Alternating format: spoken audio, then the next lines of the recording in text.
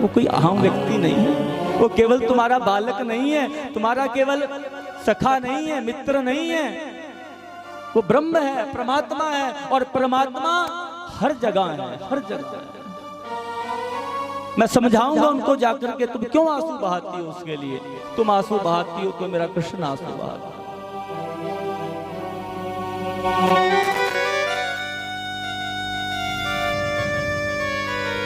श्री कृष्ण ने कहा, उद्धो, हाँ तुम्हें जाना चाहिए, तुम्हें वृंदावन जाना चाहिए और गोपियों को समझाना चाहिए। आज उद्धो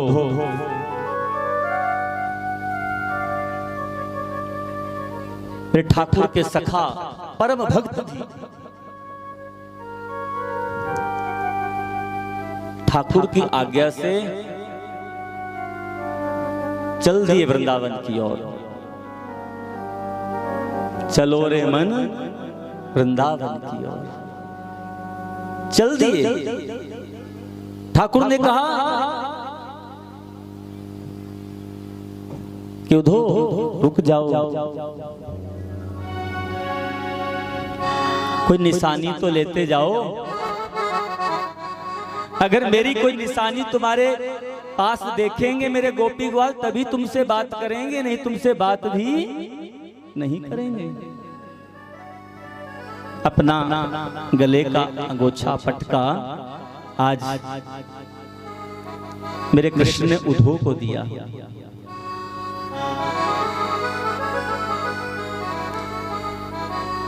और प्यारे उद्धो को भी अभिमान था अपने बहुत बड़े ज्ञानी होने का। तो कन्हैया के सखा तो थे, परम भक्त तो थे, लेकिन कहीं ना कहीं जो उन्होंने बृहस्पति जी से बहुत विद्याएं प्राप्त की थी ना, उसका अभिमान हो गया था कि मैं बहुत बड़ा ज्ञानी हूं। तो केवल ठाकुर कहते हैं ज्ञानी होने से काम नहीं चलेगा। आप शास्त्रों की बहुत सी कथाएं जानते हो, बहुत सी संस्कृत अच्छे से आप बोल लेते हो, पढ़ लेते हो, श्लोक जानते हो, केवल इससे बात नहीं बनेगी। बात तो तब बनेगी जब तुम्हारे हृदय में प्रेम का रंग चढ़ेगा। तुम्हारे हृदय में प्रेम का रंग चढ़ेगा तब बात बनेगी। और प्रेम का रंग प्यारे तभी चढ़ता है जब हम प्रेमी भक्तों से मिलते हैं। बोलो राधे राधे, राधे राधे। याद रखना इस बात को, प्रेम का रंग ठाकुर के तभी चढ़ेगा जब आप प्रेमी भक्तों से मिलोगे, उनके पास बैठोगे, उनसे बात करोगे, हरि की चर्चा करोगे, तभी प्रेम का रंग चढ़ता है, ऐसे नहीं।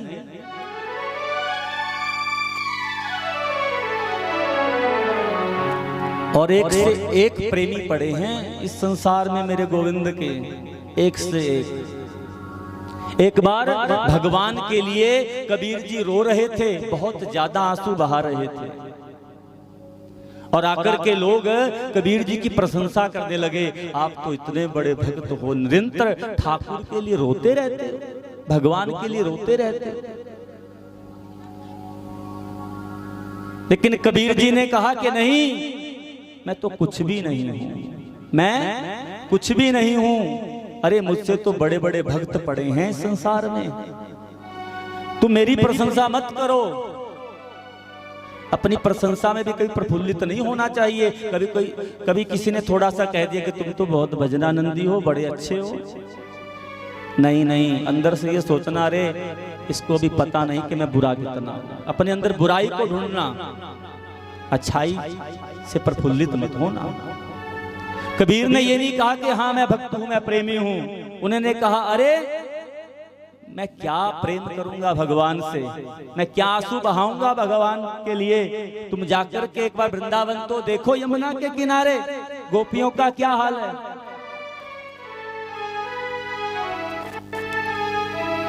कबीरा कबीरा क्या कहत है, कबीरा कबीरा क्या कहते हैं,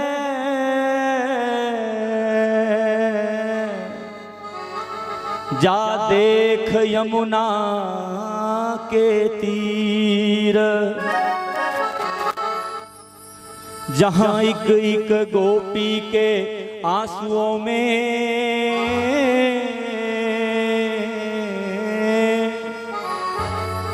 बह गए कोटि कबीर।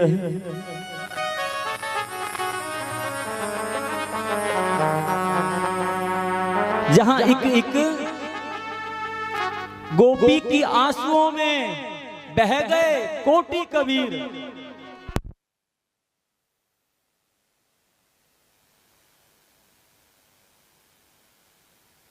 और प्यारा भजन बोलो बागड़वाड़े का कौन आ गया जयकारा। बोलो बागड़वाड़े की।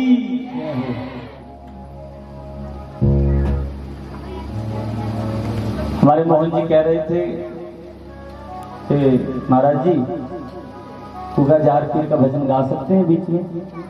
मैंने कहा क्यों नहीं गा सकते, गा सकते। गुगा जार पीर और कोई ठाकुर जी में कोई अंतर थोड़ी है।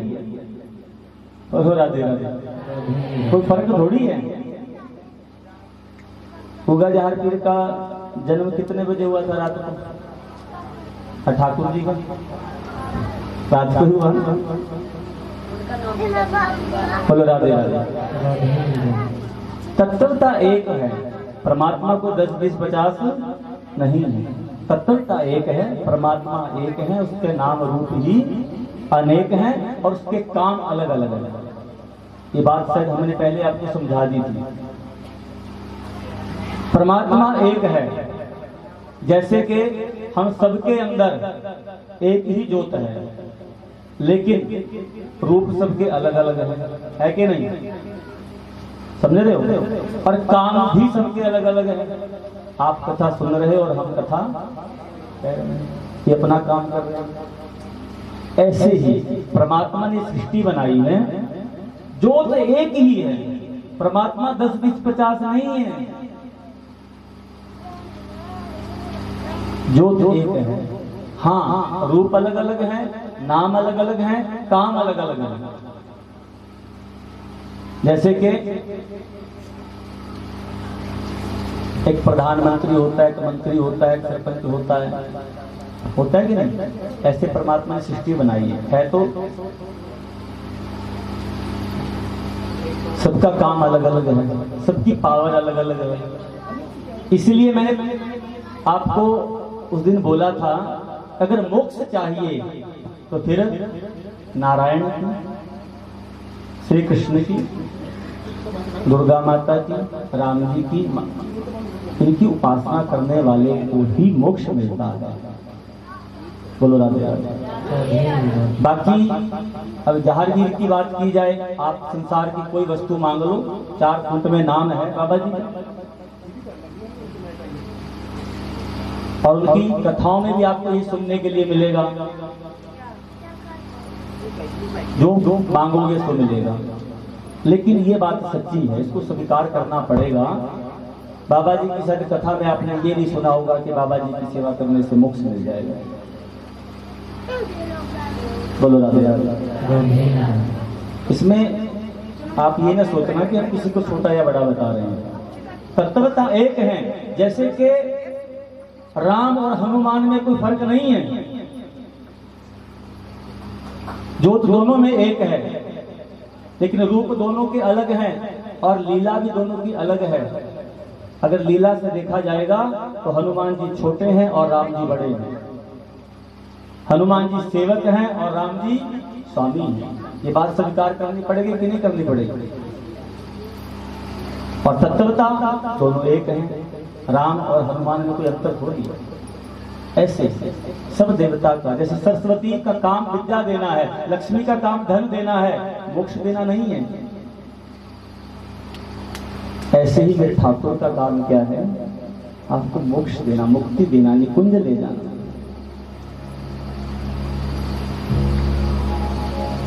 बोलो राधे राधे। हाँ, इतना है कि गुगा जहर पीर ही जिनके इष्ट हैं, वो रामकृष्ण हरि जिनकी किसी की सेवा नहीं करते, वो शरीर छोड़ने के बाद उन्हीं की सेना में सम्मिलित हो जाते हैं। फिर जहाँ बाबा जी का जागरण होता है, फिर वहीं एक दूसरे के बीच में वो घुसते हैं। राधे राधे।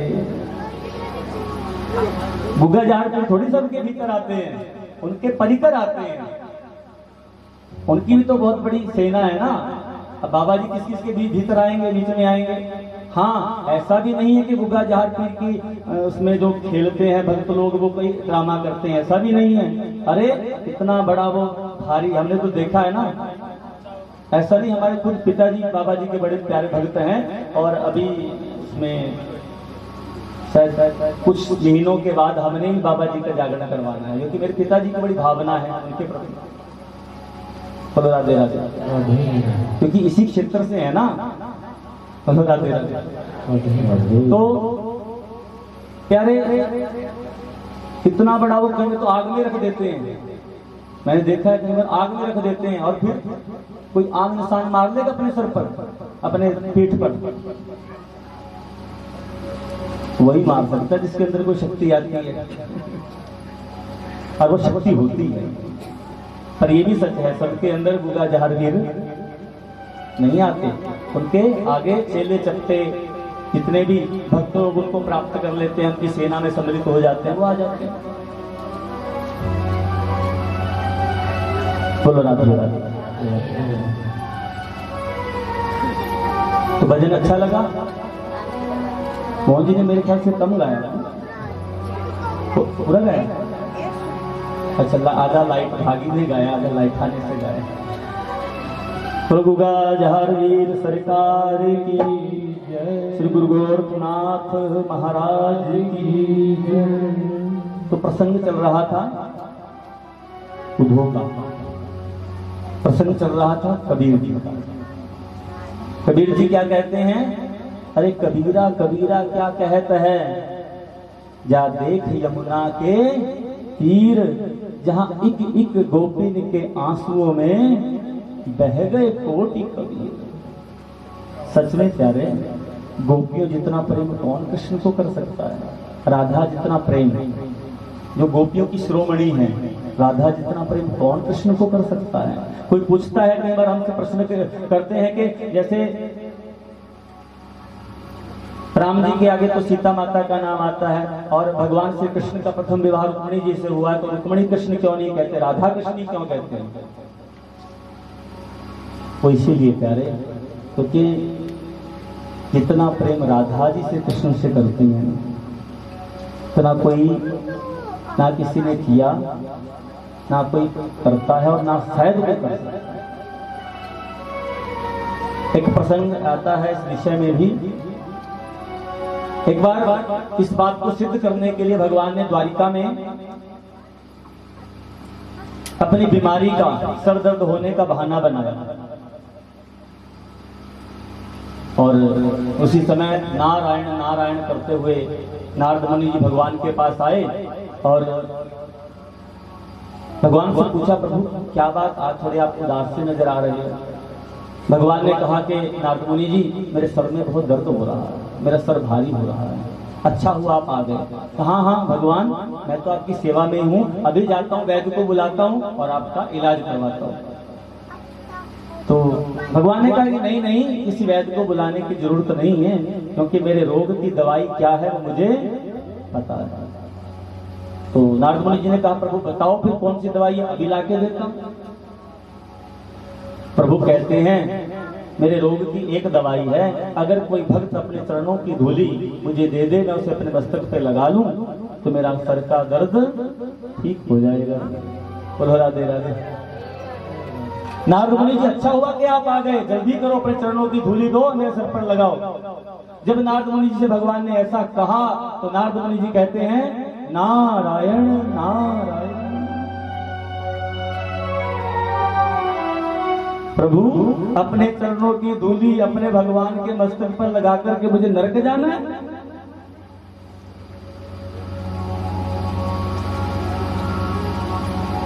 नारायण नारायण। नारद मुनि जी आप नहीं दे सकते तो मुझे प्रेम करने वाली मेरी द्वारिका में बहुत रानियां हैं, 108 रानियां हैं, उनके पास जाओ। हाँ, उनके पास जाऊंगा। नारद मुनि जी शर्मसार होकर के रुक्मणी, सत्यभामा आदि रानियों के पास आए और सारी बात बताई। उन्होंने कहा कि हाँ हाँ आप ले जाओ चरणों की धूली। नारद मुनि जी ने कहा कि चरणों की धूली तो ले जाऊंगा, भगवान के सर पर लगा दूंगा, उनका रोग ठीक हो जाएगा, पर इसके बदले में आपको नरक जाना पड़ेगा। जब सुना नरक का नाम तो वो भी नारायण नारायण।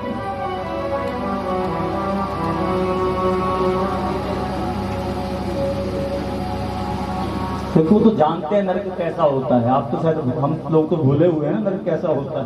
अगर किसी को याद हो ना कि नरक कैसा होता है, राधे राधे। तो नाराज होकर के नारद मुनि जी वहां से भी लौट आए। अब भगवान ने कहा कि नारद मुनि जी मुझे पता है कि मुझे कौन अपने चरणों की धूली दे सकता है। आप जाओ, कहीं और मत जाना, सीधा जाना श्रीधाम वृंदावन। श्रीधाम वृंदावन जाना और वहां जाकर के गोपियों की शिरोमणि राधा रानी को ये बात बताना।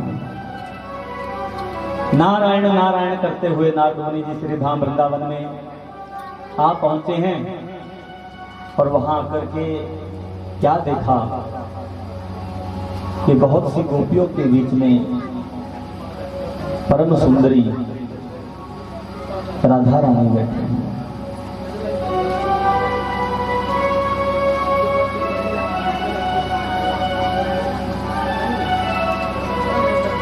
बोलो राधे राधे। नारद मुनि जी ने आकर के नारायण नारायण कहा तो सबने नारद मुनि जी को वंदन किया, प्रणाम किया। आइए नारद मुनि जी, आपका स्वागत है, आप कैसे यहाँ आए हैं? नारद मुनि जी ने कहा कि हे श्री राधे रानी, आपके चरणों में मेरा बार बार दंडवत प्रणाम, और मैं श्री कृष्ण के आदेश से द्वारिका से आया हूँ। सब प्रसन्न हो गए और कहा आज आपके प्रीतम के मस्तिष्क में बहुत दर्द है, और ये सुनकर के समस्त गोपियां राधा रानी आंसू बहाने लगी। और नारद मुनि जी कहते हैं उनकी औषधि मैं यहां लेने के लिए आया हूं। राधे ने कहा हे नारद, आप जल्दी बताओ मेरे प्रीतम का दुख कैसे दूर हो सकता है, उनको कौन सी औषधि चाहिए? कि औषधि राधे आपके पास ही है। बोले मेरे पास, अभी दे दो। नारद मुनि जी ने कहा कि राधे फिर उठाओ अपने चरणों की धूल और दे दो मेरे हाथ में। कि चरणों की धूल जब जाकर के मैं गोविंद के मस्तक पर लगाऊंगा तो उनका दर्द ठीक हो जाएगा। राधा रानी ने बात भी पूरी नहीं होने दी, तब तक उठाकर के अपने चरणों की धूल नारद मुनि जी के हाथ में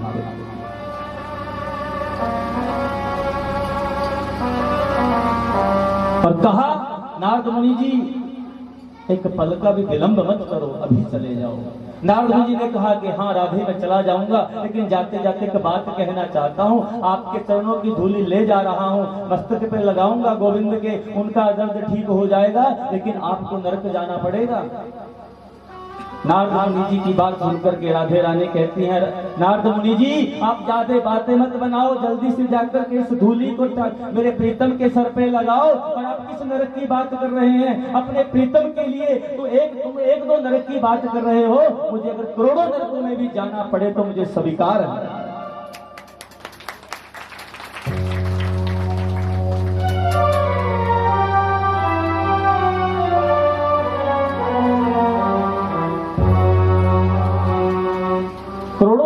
जाने के लिए हम तैयार हैं। एक दो दो चार नरकों की बात मत करो यहाँ।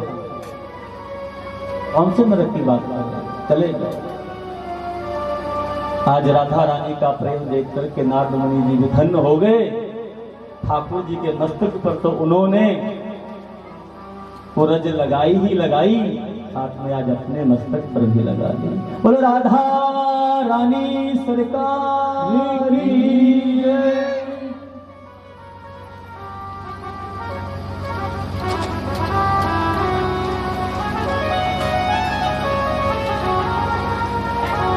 इसलिए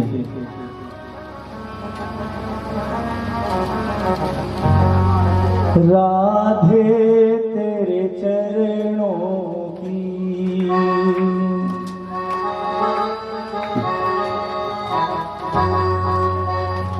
गर धूल जो मिल जाए, सच कहता हूँ राधे, सच कहता हूँ राधे। मेरा जीवन संवर जाए, राधे तेरे चरणों की, राधे तेरे चरणों की गर धूल जो मिल जाए, राधे तेरे चरणों की, राधे तेरे चरणों की गर धूल जो मिल जाए, सच कहता हूँ राधे, सच कहता हूँ राधे। मेरी तकदीर बदल जाए, राधे तेरे चरणों की। आइए जब हाथ उठा के ताली बजाते हुए प्यारे राधे।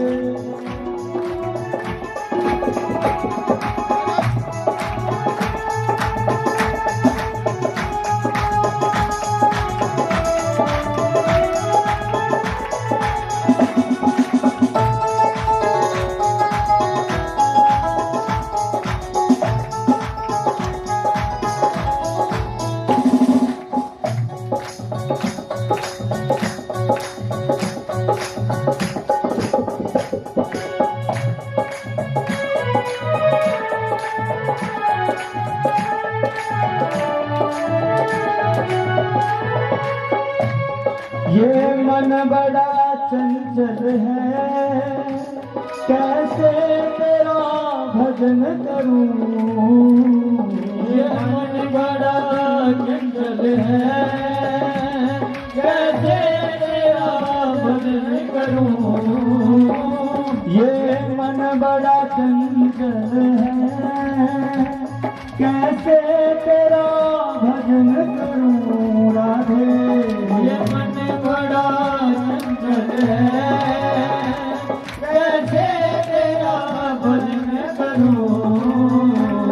जितना इसे समझाऊं हे राधे, जितना इसे समझाऊं उतना ही मचल जाए, राधे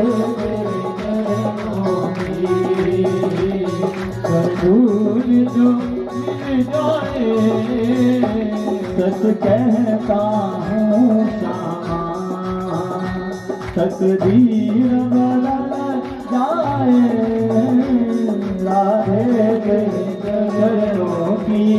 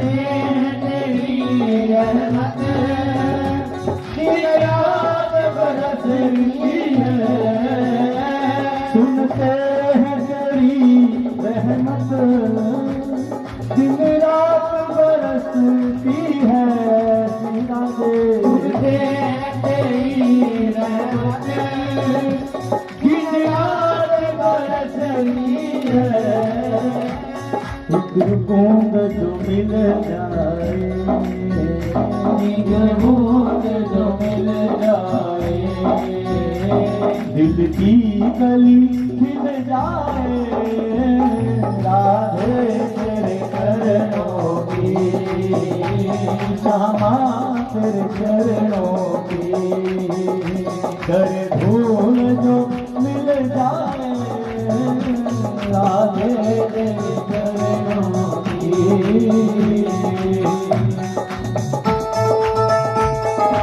बोलो बरसाने वाली की।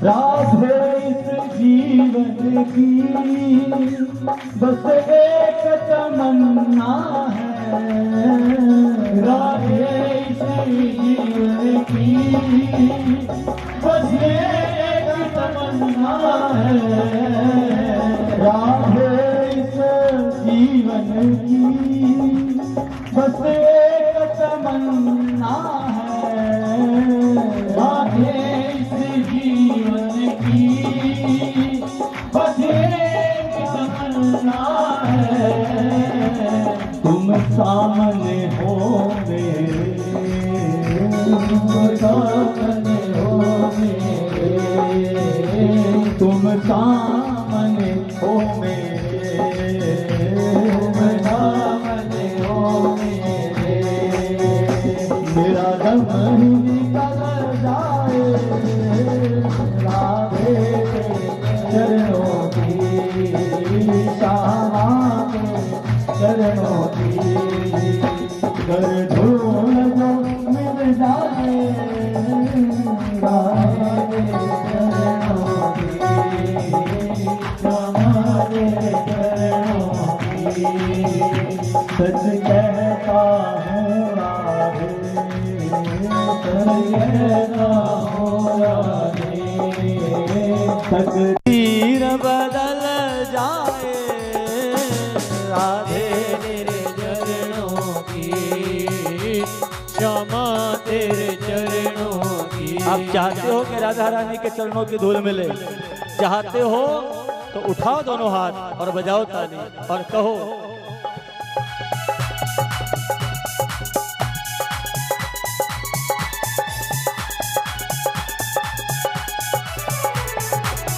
राधे तेरे चरणों की, श्यामा तेरे चरणों की, कर धूल जो मिल जाए, सच कहता हूँ राधे, सच कहता हूँ राधे, तकदीर बदल जाए, राधे तेरे चरणों की, श्यामा तेरे चरणों की, राधे चरणों की, श्यामा तेरे चरणों की, जय राधे राधे राधे राधे, प्रेम से बोलो, मिलकर बोलो, लेनी बोलो, कुछ लेनी बोलो, तुम हाथ उठा के और ताली बजा के, राधे राधे राधे राधे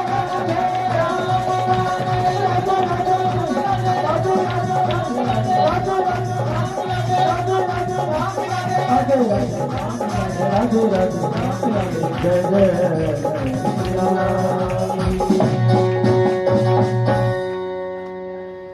उद्धव जी चले हैं श्री कृष्ण की निशानी ये लेकर के, और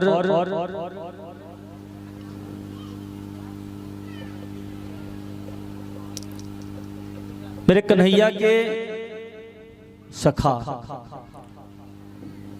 ग्वाल बाल रोज उस रास्ते पर आकर के देखते हैं मेरे कन्हैया को कि शायद आज हमारे सखा आ जाएं, आज हमारे कन्हैया आ जाएं, आज हमारे ठाकुर आ जाएं। जिस रास्ते से भगवान गए थे ना अक्रूर जी के साथ मथुरा में, उसी रास्ते पर आकर के रोज देखते हैं कृष्ण के सखा। और आज तो जैसे उनको सामने से एक रथ आता हुआ दिखाई पड़ा तो हृदय की उस हर्ष, उस आनंद का ठिकाना नहीं रहा। आज उनको लगा कि मेरे गोविंद आ गए, मेरे कन्हैया आ रहे हैं वापिस वृंदावन। थोड़ा शांति बनाए रखिए। क्या हो रहा है इतना? कथा में भी शांत नहीं बैठते, तुम चुप नहीं बैठते, घर में क्या हाल हो गया? बोलो राधे राधे राधे राधे।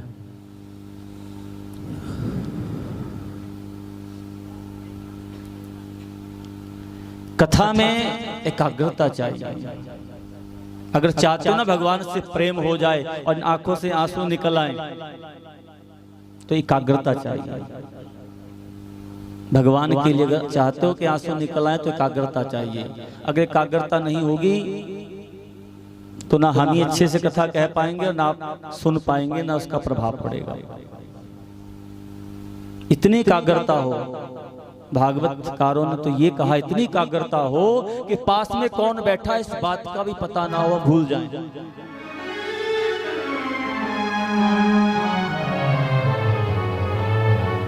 और प्यारे ये सौभाग्य है सुनने वालों का। सच में अभी कथा कहने वाले की उतनी एकाग्रता नहीं बन पाती है, कई कारण होते हैं उसके, लेकिन सुनने वाले की एकाग्रता आसानी से बन जाती है।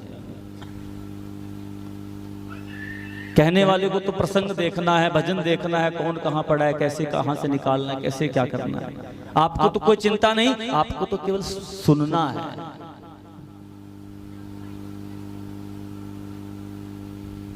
कथा कहने से भी श्रवण का लाभ ज्यादा बताया गया है प्यारे। अगर कोई सुनने वाला हो तो, अगर कहीं सुनाने वाला भी अच्छा मिल जाए तो सार निकाल के दे दे एक एक बात का, फिर कहना क्या। बोलो राधे राधे। जय जय श्री राधे। तो प्यारे रोज देखते हैं सखा मेरा कन्हैया आएगा। और आज जैसे रथ दिखाई दिया तो श्रीदामा, मधुमंगल, सुदामा, तन सुखा मन सुखा, ये भगवान के जो सखा हैं आपस में बातें करने लगे। देखो कन्हैया आ रहा है, इतने दिन से कोई रथ नहीं आया, आज एक रथ आ रहा है, इसका मतलब कन्हैया आ रहा है, कन्हैया आ रहा है। और मधुमंगल तो कहता है अरे तुम जाओ जाओ जाओ कन्हैया के दर्शन करने के लिए। मैं नहीं जाऊंगा, मैं नहीं जाऊंगा, मैं यही रहूंगा, मैं झाड़ियों के पीछे छुप जाऊंगा, मैं झाड़ियों के पीछे छुपूंगा। इसने बहुत तरसाया है हमें, इसने बहुत रुलाया है हमें, लेकिन आज मैं ऐसे कृष्ण को दर्शन नहीं दूंगा, मैं झाड़ियों में छुप जाऊंगा। और मधुमंगल झाड़ियों में छुप गया और अन्य सखा आगे बढ़ने लगे कृष्ण का दर्शन करने के लिए। लेकिन इतने में मधुमंगल के मन में आया, अरे कहीं मैं कृष्ण के दर्शनों से वंचित ना रह जाऊं, मैं कृष्ण के दर्शन ना कर पाऊं, इसलिए दौड़ करके सबसे आगे निकल पड़ा।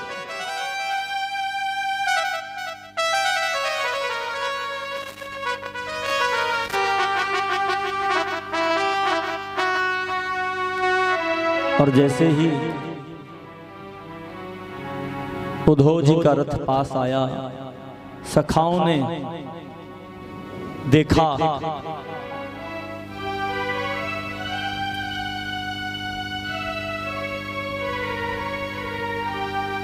कन्हैया कहीं नजर नहीं आया।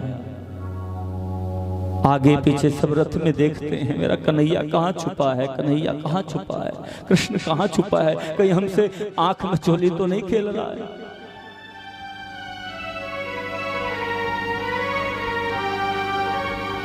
तभी ध्यान गया उद्धव जी के गले में,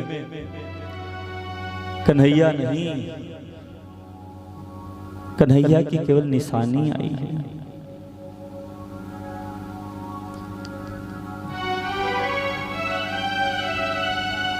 उस निशानी को देख करके ही आज सखाओं ने हाथ जोड़ लिए, उद्धव को नमस्कार किया, प्रणाम किया और पूछा हमारे कन्हैया नहीं आए? उद्धव ने कहा कि नहीं, लेकिन उन्होंने मुझे कुछ संदेश देकर के भेजा है। ग्वाल बालों, मुझे नंद भवन में जाना है, यशोदा मैया के यहाँ जाना है, मुझे रास्ता बताओ, किस तरफ से रास्ता जाता है? ग्वाल बालों ने कहा कि उद्धव, रास्ता पूछने की आवश्यकता ही नहीं है, जरूरत ही नहीं। ये जो यहां से पनारा देख रहे हो ना, जो बह रहा है, जो ये नदी सी बह रही है पानी की, उद्धव, ये जहां जाकर के खत्म होगी ना, वही नंदरानी मिलेगी और उसी महल के पीछे गोपियां मिलेंगी, राधा रानी मिलेगी। और उद्धव, तुम क्या समझ रहे हो? तुम समझ रहे हो ये कोई पानी बह रहा है? बोले ये पानी नहीं है, ये नंद रानी की, यशोदा की, नंद बाबा की, गोपियों की, राधा रानी की आंखों से बहने वाला पानी है, आंसू। ये कोई साधारण पानी नहीं है।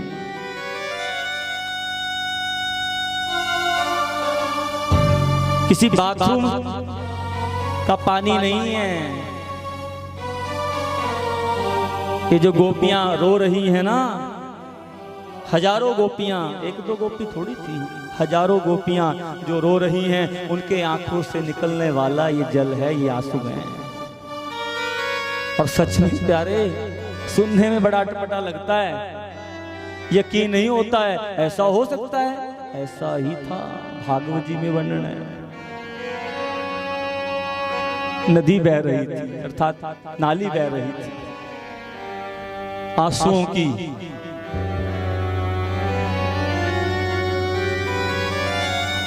कोई कहेगा ऐसे कैसे हो सकता है, लेकिन प्यारे ऐसा था। और ब्रज के रसिक संत तो ये कहते हैं, इसीलिए आज वृंदावन का पानी खारा है, इसीलिए खारा है।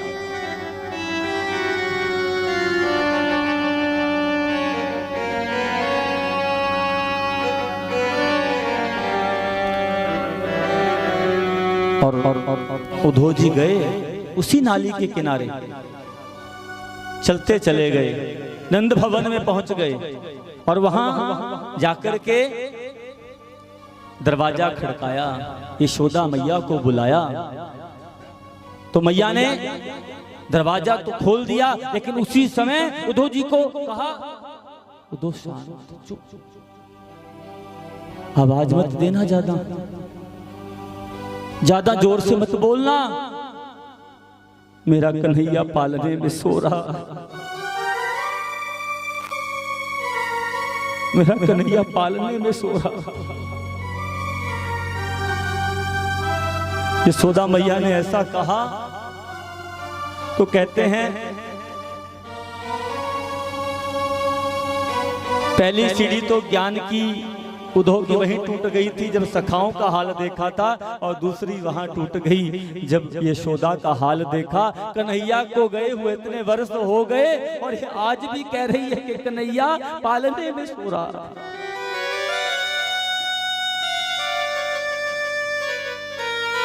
मैया, कन्हैया पालने में सो रहा, कहाँ है? दिखाओ, दिखाओ मुझे भी, कहाँ है? उद्धव जी को लेकर के मैया पालने के पास गई और वहां जाकर के जब पालने को उठाया तो देखा उसमें कन्हैया नहीं था। ये देख करके वो धड़ाम से जमीन पर गिर पड़ी। कहने का मतलब पागल हो गई है। यशोदा मैया कृष्ण के विरह पागल हो गई है, पागल।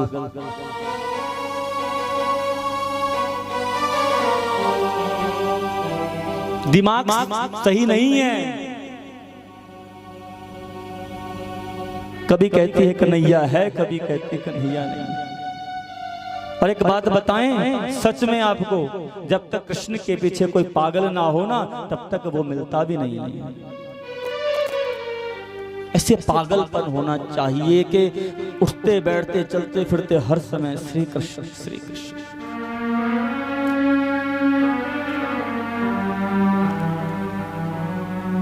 कहते हैं कोई पागल होता है धन और दौलत का, और कोई पागल होता है पुत्र और नारी का, लेकिन सबसे बड़ा और सबसे अच्छा पागल तो वही है जो पागल है बांके बिहारी।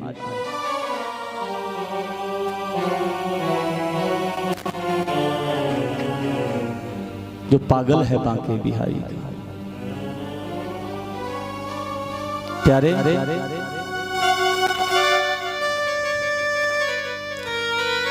ऐसा हालत, ऐसे हाल को देख करके उद्धव जी अपने आप को संभाल नहीं पा रहे हैं। इतना भी कोई श्री कृष्ण से प्रेम करता है, उस ब्रह्म से, उस परमात्मा से इतना भी कोई प्रेम करता है?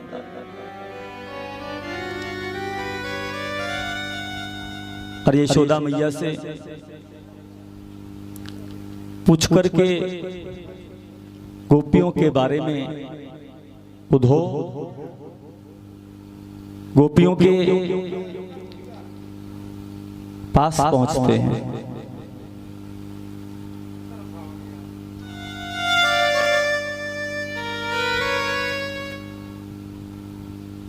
और क्या हो गया?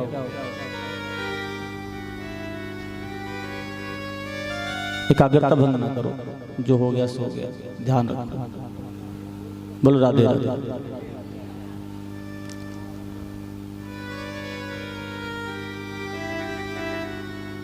हजारों गोपियों के बीच में आज राधा रानी बैठी हैं और उद्धव जी वहां पहुंचते हैं और आपस में जब गोपियां और राधा मेरी प्यारी जो आपस में बात कर रही हैं तो छुप करके उनकी बात सुनते हैं, एक वृक्ष के ओट में हो जाते हैं।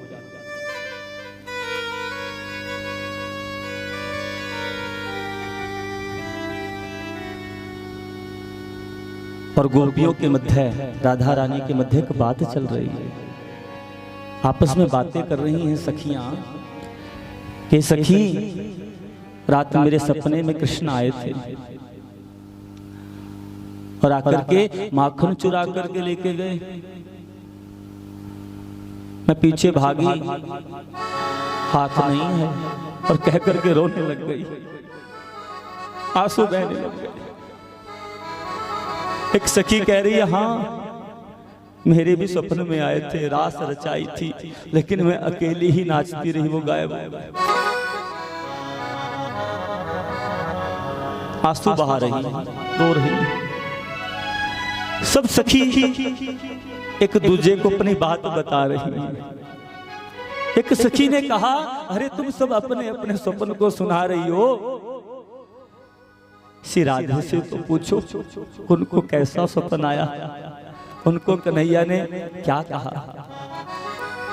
सब सखियों ने मेरी राधे से पूछा, हे राधे तुम तो सबसे ज्यादा प्रेम करती हो श्री कृष्ण से, आप ही बताओ आप कैसा सपन आया, आपके सपन में भगवान आए, आपको क्या कहा। मेरी राधे ने कहा कि सखियों सच बताऊं। राधा रानी कहने लगी कि सखियों सच बताऊं तो सच तो ये है कि मुझे स्वप्न ही नहीं आया, मुझे स्वप्न ही नहीं आया। सखियां कहती हैं राधे ऐसा कैसे हो सकता है, हम जिससे प्रेम करते हैं, जो हमारा प्रीतम होता है, उसी के तो दिन रात ख्वाब लेते हैं, उसके तो सपने आते हैं, जिससे हम बहुत ज्यादा प्रेम करते हैं, अधिक प्रेम करते हैं। तो जब हमको सपने आते हैं, आपको सपने क्यों नहीं आते? आपके सपने में भगवान क्यों नहीं आए? राधा रानी ने पता क्या कहा? राधा रानी ने कहा कि सखियों बात तुम्हारी ठीक है कि जिसको हम प्रेम करते हैं, दिन रात जिसके बारे में सोचते हैं, उसी के तो सपन आते हैं, लेकिन फिर भी मुझे सपन नहीं आया, ना सपन में मेरे भगवान आए। क्यों नहीं आए? राधा कहती है कि गोपियों सच बताऊं, जिस दिन से मेरे गोविंद मुझे छोड़ करके गए हैं, उस दिन से तो मैं सोई ही नहीं। जब मैं सोई ही नहीं तो मुझे सपन कैसे आए?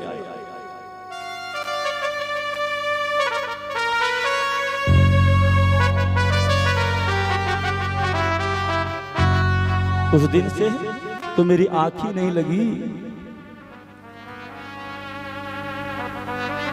तो सपन तो उसी को आता है ना जो सो जाता है। तो मेरे प्यारे, मेरी प्यारी जू तो इतना प्रेम करती है श्याम सुंदर से कि जिस दिन से श्याम सुंदर गए, राधा रानी की आंखों की नींद ही चली गई, नींद ही चली गई।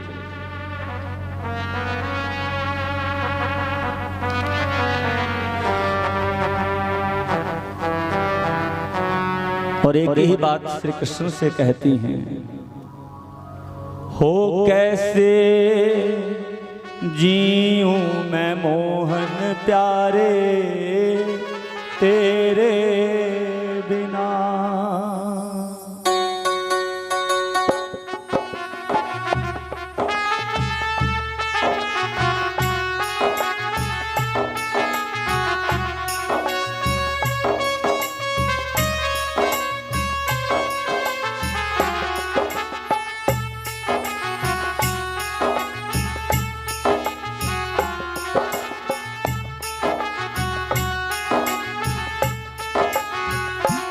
कैसे जीऊं मैं मोहन प्यारे तेरे बिना, कैसे जीऊं मैं मोहन प्यारे तेरे बिना।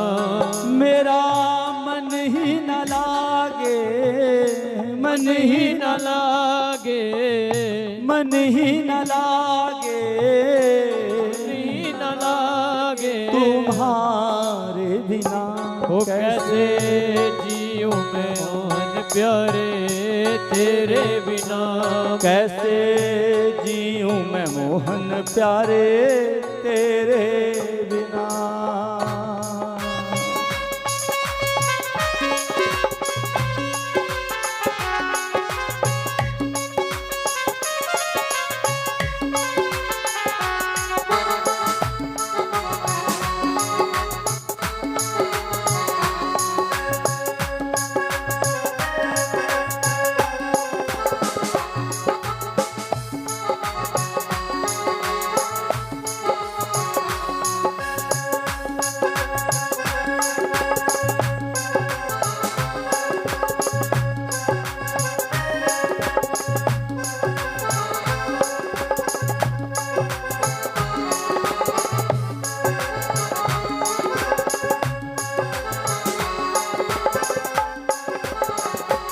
मेरे पापों का कोई ठिकाना नहीं, मेरे पापों का कोई ठिकाना नहीं।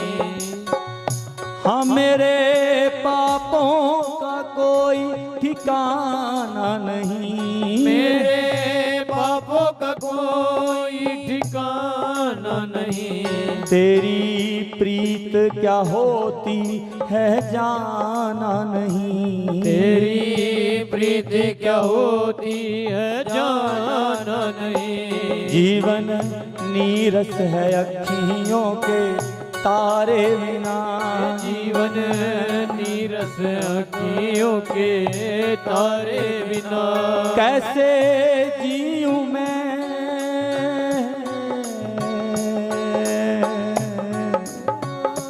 कैसे जीऊं मैं मोहन प्यारे तेरे बिना। कैसे जीऊं मैं मोहन प्यारे तेरे बिना। कैसे जीऊं मैं मोहन प्यारे तेरे बिना। मेरा मन ही न लागे तुम्हारे बिना। मेरा मन ही न लागे तुम्हारे बिना। कैसे जीऊं मैं मोहन प्यारे तेरे बिना। कैसे जीऊं मैं मोहन प्यारे तेरे बिना।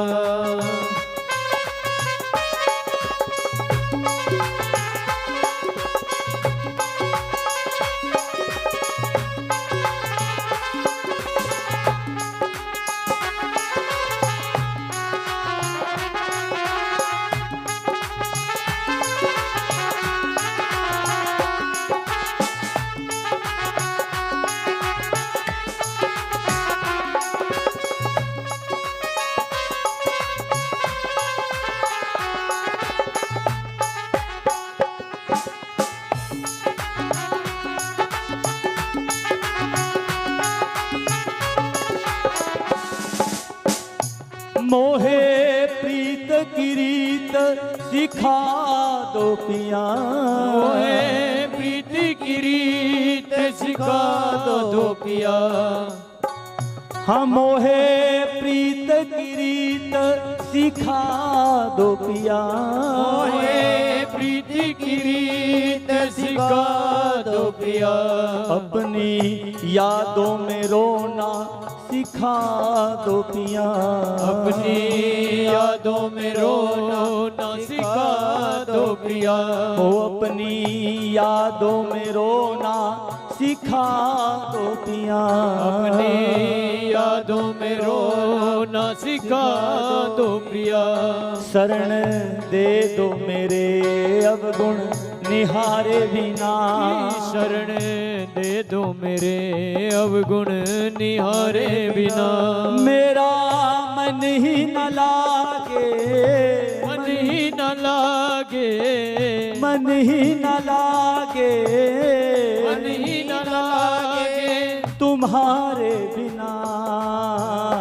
कैसे जीऊं मैं मोहन प्यारे तेरे बिना। कैसे जीऊं मैं मोहन प्यारे तेरे बिना। ओ कैसे जीऊं मैं मोहन प्यारे तेरे बिना।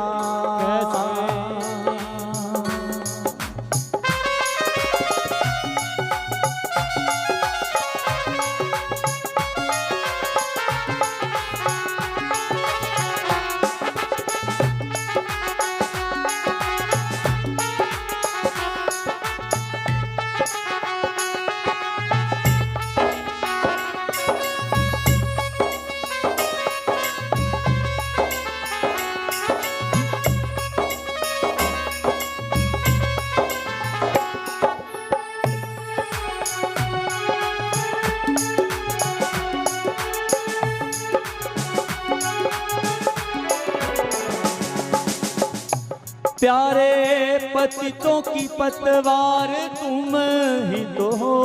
प्यारे पतितों की पतवार तुम ही तो। प्यारे पतितों की पतवार तुम ही तो हो। प्यारे पतितों की पतवार तुम ही तो। दीन दुखियों की सरकार तुम ही तो हो। दीन दुखियों की सरकार तुम ही तो। दीन दुखियों की सरकार तुम ही तो हो। दीन दुखियों की सरकार तुम ही तो। अब मैं जाऊं कहाँ तेरे द्वारे बिना। मैं जाऊं कहाँ तेरे द्वारे बिना। अब मैं जाऊं कहाँ तेरे द्वारे बिना। मैं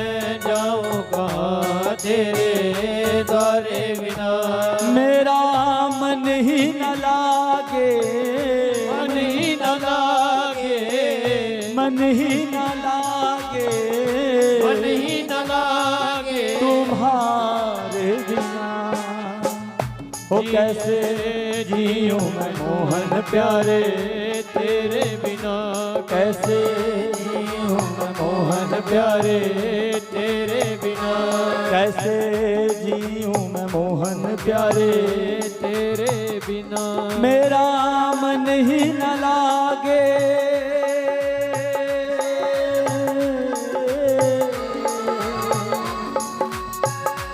मेरा मन ही न लागे तुम्हारे बिना। कैसे जीऊं मैं मोहन प्यारे तेरे बिना। कैसे जियो मैं मोहन प्यारे तेरे बिना। ओ कैसे जीऊं मैं मोहन प्यारे तेरे बिना। कैसे जियो मैं मोहन प्यारे तेरे बिना। कैसे जीऊं मैं राधा रानी तेरे बिना। कैसे जियो मैं राधा रानी तेरे बिना।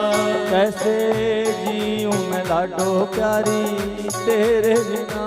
कैसे जियो मैं लाडो प्यारी तेरे बिना। कैसे जीऊं मैं श्यामा प्यारी तेरे बिना।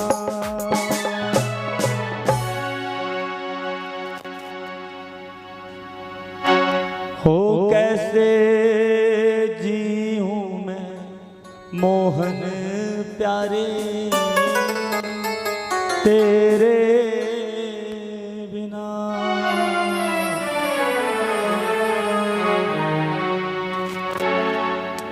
और प्यारे अंदर से ये तड़प उठ जाए, बस एक बार उनकी ऐसी कृपा हो जाए, लाडली जो एक बार ऐसे हमें निहार लें कि हम उनके बिना रह ना सकें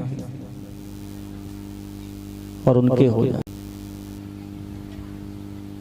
इसीलिए कथा सुन रहे हैं, इसीलिए कथा होती है। बोलो राधे राधे श्री राधे। तो प्यारे कहते हैं जब उद्धव जी ने ये सुना कि राधा रानी तो सोई नहीं,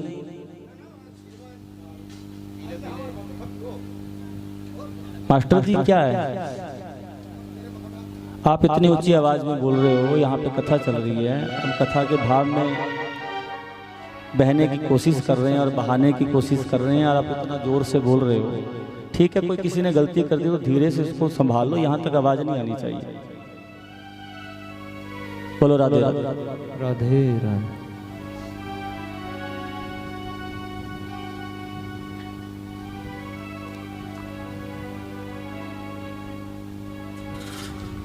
आराम से भैया, आराम से, और पंगा मत लो कोई।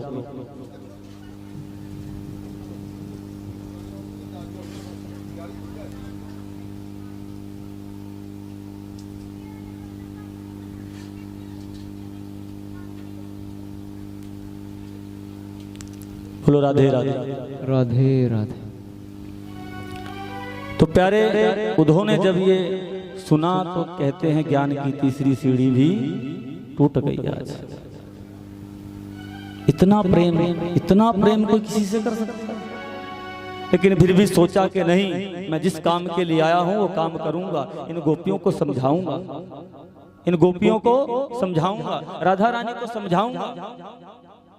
और जैसे ही सामने गए प्रणाम किया और उद्धव को भी सबने प्रणाम किया। और अब उद्धव अपने ज्ञान की चर्चा करने लगे, ज्ञान से गोपियों को, राधा रानी को समझाने लगे कि तुम जिससे प्रेम करती हो वो श्री कृष्ण चंद्रजू साक्षात ब्रह्म है, परमात्मा है। और परमात्मा कभी तुमसे कोई दूर नहीं है, वो कण कण में व्याप्त है। इसलिए अपने मन को संभालो, अपने मन को अपने घर कार्यों में लगाओ, गृहस्थी में लगाओ, काम काज में लगाओ, अपना जीवन अच्छे से व्यतीत करो।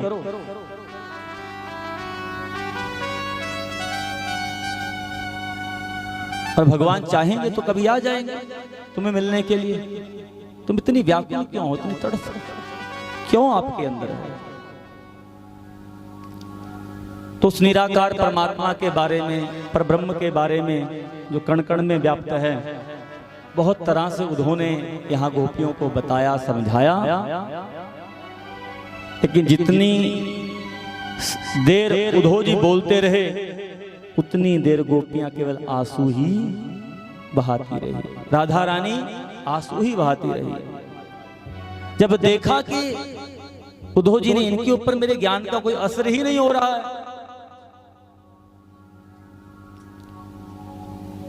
थोड़े से चुप हुए तो फिर गोपियों ने कहा, लाडली जू ने कहा कि उद्धव आपने बहुत बात हमें बताई परब्रह्म परमात्मा के बारे में, आपको बहुत ज्ञान है, लेकिन एक बात हमें बताओ कि उद्धव मन नहीं होते 10-20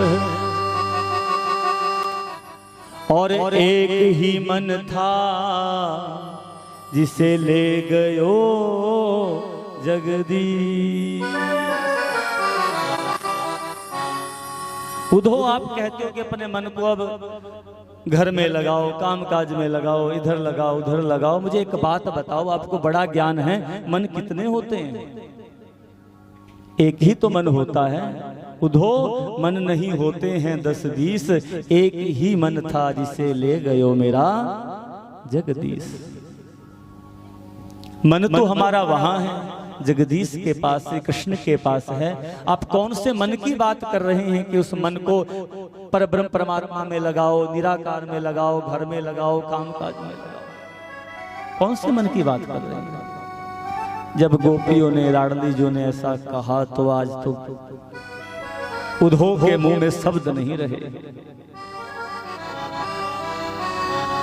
कोई ज्ञान नहीं रहा। और ज्ञान के ऊपर जो था वो तो चकनाचूर हो गया।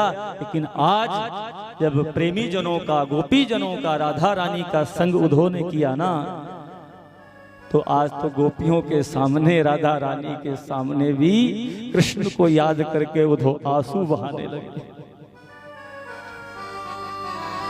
जो समझाने आए थे राधा रानी को, गोपियों को, आज उद्धव जी उन्हीं के प्रेम के आंसुओं में बह गए। बोलो राधे राधे राधे राधे। उद्धव जी ने ज्ञान बजाई डुगडुगी, उद्धव जी ने ज्ञान की बजाई डुगडुगी और गोपियों ने बजाया प्रेम को ढोल। ढोल के सामने डुगडुगी क्या करे? बोलो राधे राधे। जय जय श्री राधे। अंत तो गतवा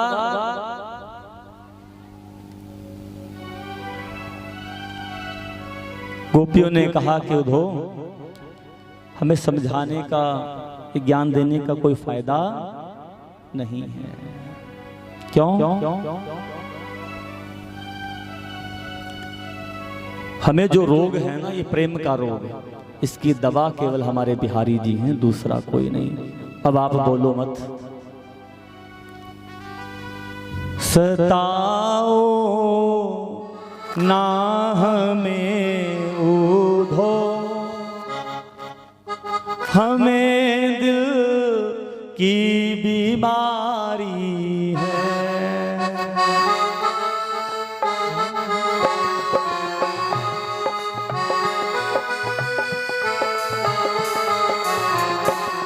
सताओ ना हमें उद्धव, हमें दिल की बीमारी है।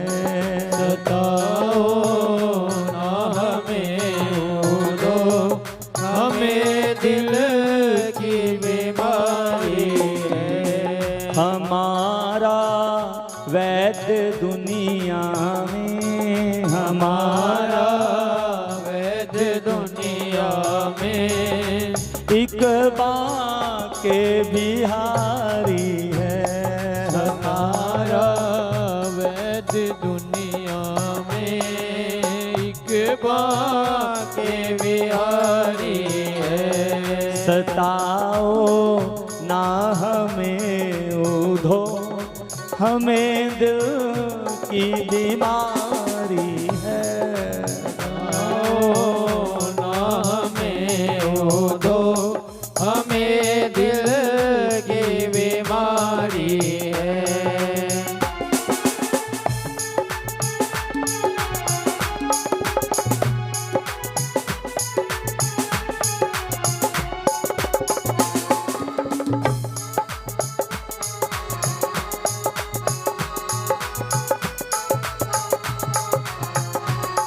शाम की सोनी सूरत ने हमें अपना बनाया है। शाम की सोनी सूरत ने हमें अपना बनाया है। हमें अपना बनाया है। हमें अपना बनाया है।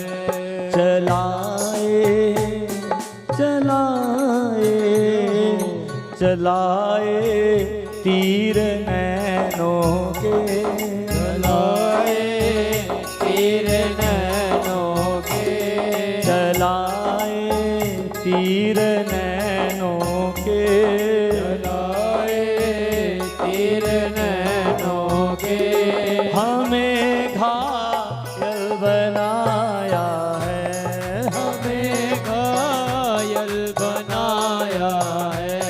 सताओ ना हमें उधो, हमें दिल की बीमारी है।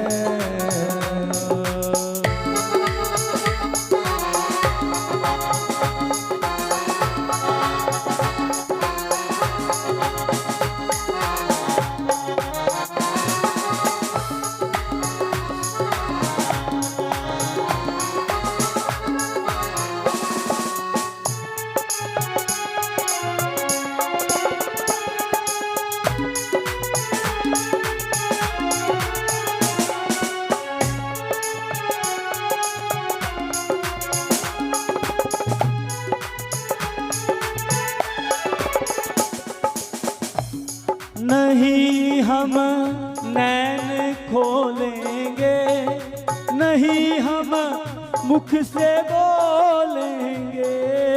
नहीं हम नैन खोलेंगे, नहीं हम मुख से बोलेंगे।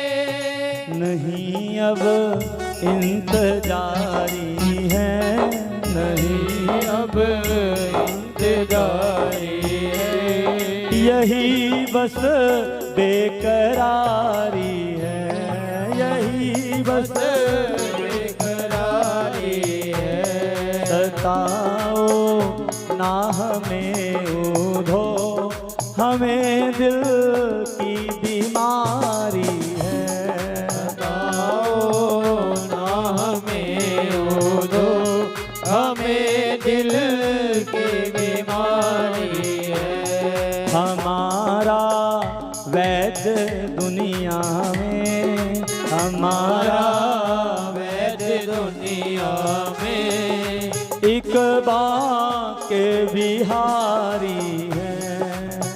एक बाके बिहारी है। सताओ ना हमें उधो, हमें दिल की बीमारी है।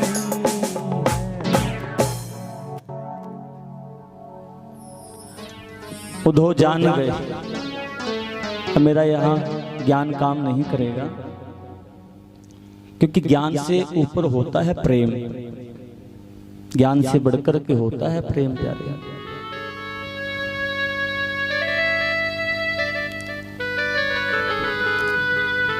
गए थे उधो एक दिन के लिए, बस सुबह जाऊंगा और समझा करके शाम को लौट आऊंगा। इतना भरोसा था अपने ज्ञान पर, इतना अभिमान था।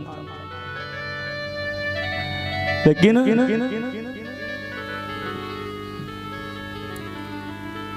कहते हैं 6 महीने रुके वहां पर। उसके बाद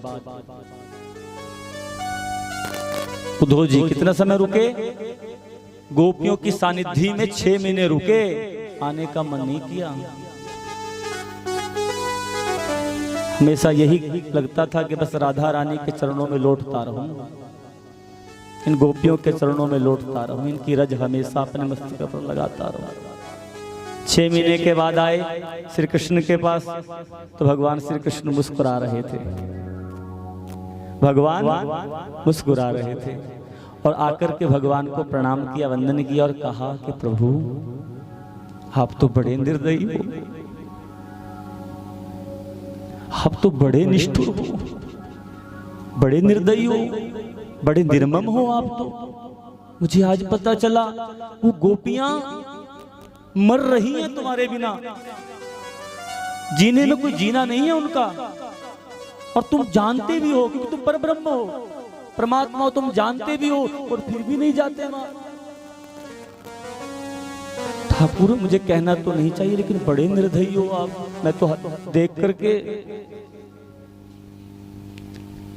ठाकुर जी ने कहा अच्छा मैं निर्दयी हूं, निर्मम हूं। उसी समय हजारों गोपियों को भगवान ने अपने पीछे प्रकट कर दिया। बोले राधा कृष्ण भगवान की जय। और राधा रानी गलवैया पा करके खड़ी हैं श्री कृष्ण के साथ। अब ये देख करके उद्धव का और माथा खराब हो गया।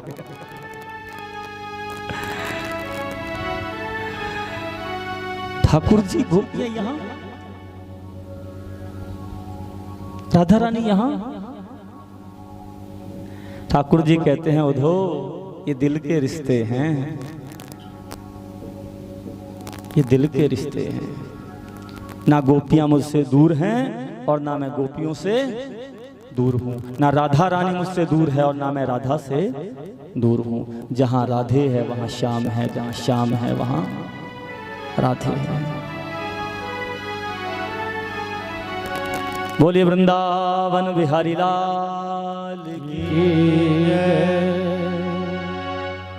एक प्रेम की शिक्षा देने के लिए भगवान लीला करते हैं। प्रेम ऐसा होता है, ऐसा होना चाहिए। नहीं तो राधा और कृष्ण दो हैं भी नहीं, सच बात तो ही है। राधा और कृष्ण कोई दो थोड़ी है प्यारे।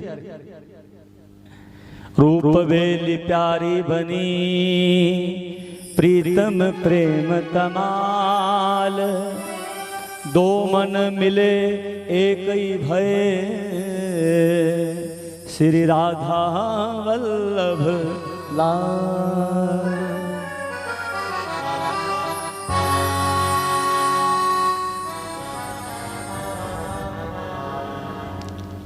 तो आज उद्धव जी का प्रसंग,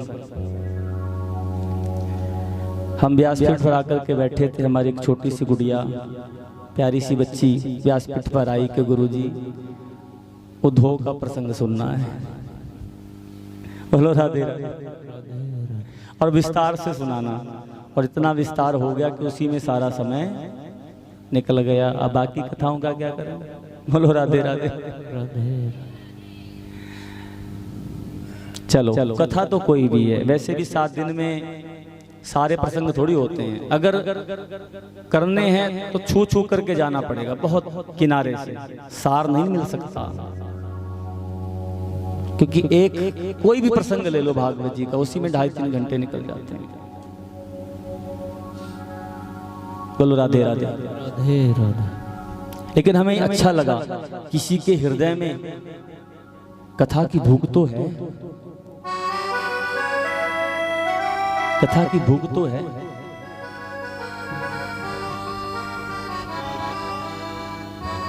कुछ तो सुनना चाहते हैं, कुछ अच्छा जो उनके मन को भाता है। बोलो राधे राधे। राधे राधे। तो जैसे ही कहा मेरे ठाकुर जी ने वैसे ही रचना कर दी, मेरी श्री जी ने वैसे ही संयोग वयोग से शुरू कर दिया। और वैसे भी आज 7वां दिन है, लेकिन अब छूते हुए कथा को आगे चलेंगे। जो कथाएं भगवान किए भी हैं और फिर विश्राम। बोलो राधे राधे। राधे ऐसे नहीं, दोनों हाथ उठा के एक बार और जोर से राधे राधे। और बोल बोल। तो प्यारे आइए अब भगवान श्री कृष्ण का दूसरा विवाह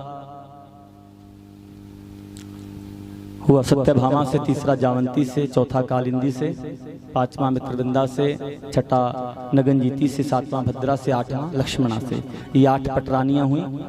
अगर अलग अलग विवाह की अब कथा सुनाएंगे तो फिर पूरी रात यहीं रहना पड़ेगा। बोलो राधे राधे। राधे राधे। तो इसलिए आप भी नहीं चाहते होंगे और समय का अभाव है, हमें भी पता है। 8 भगवान के अलग अलग विवाह हुए, 16,108 एक साथ विवाह हुए। ये छोटा सा प्रसंग है।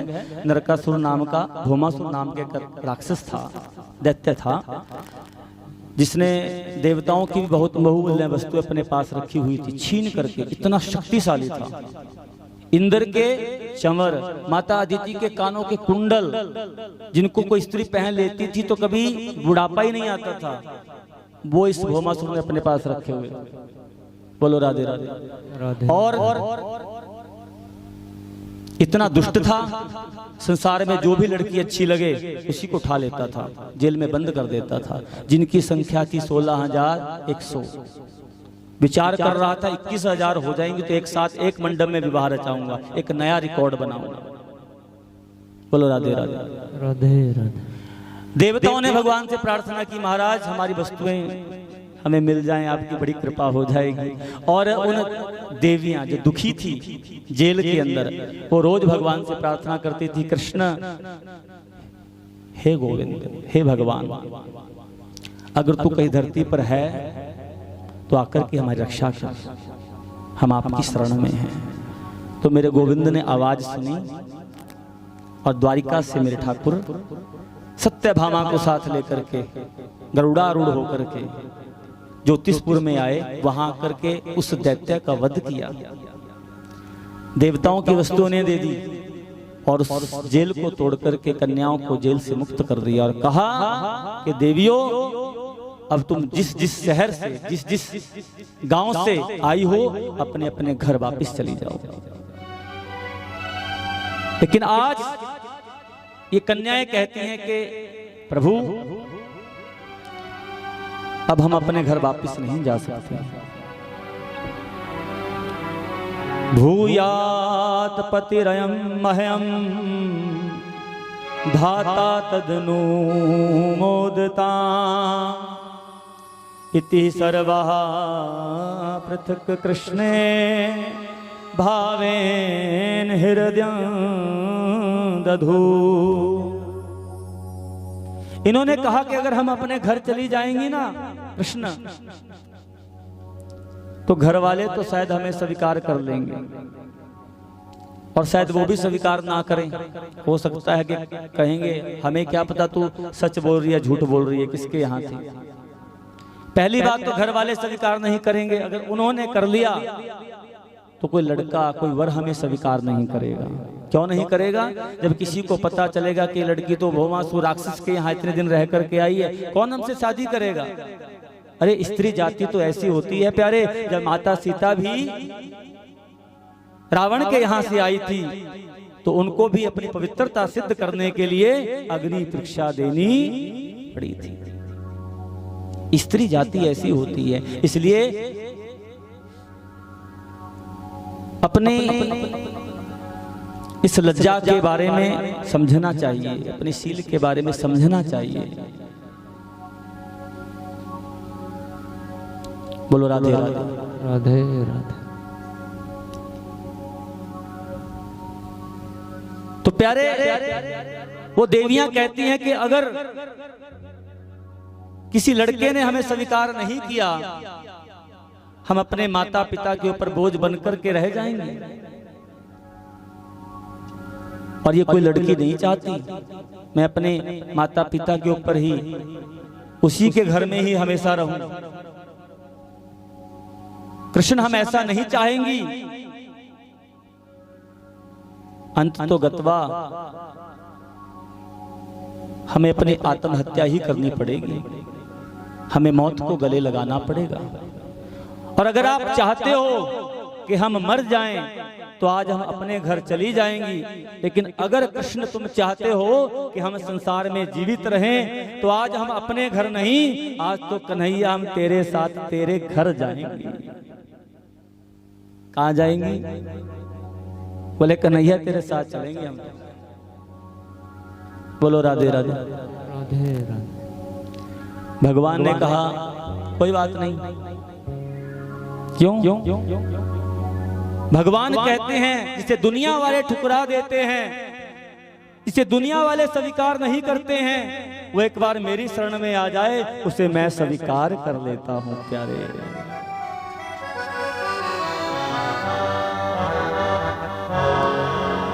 इतने दयालु हैं मेरे कृष्ण, इतने कृपालु हैं मेरे कृष्ण।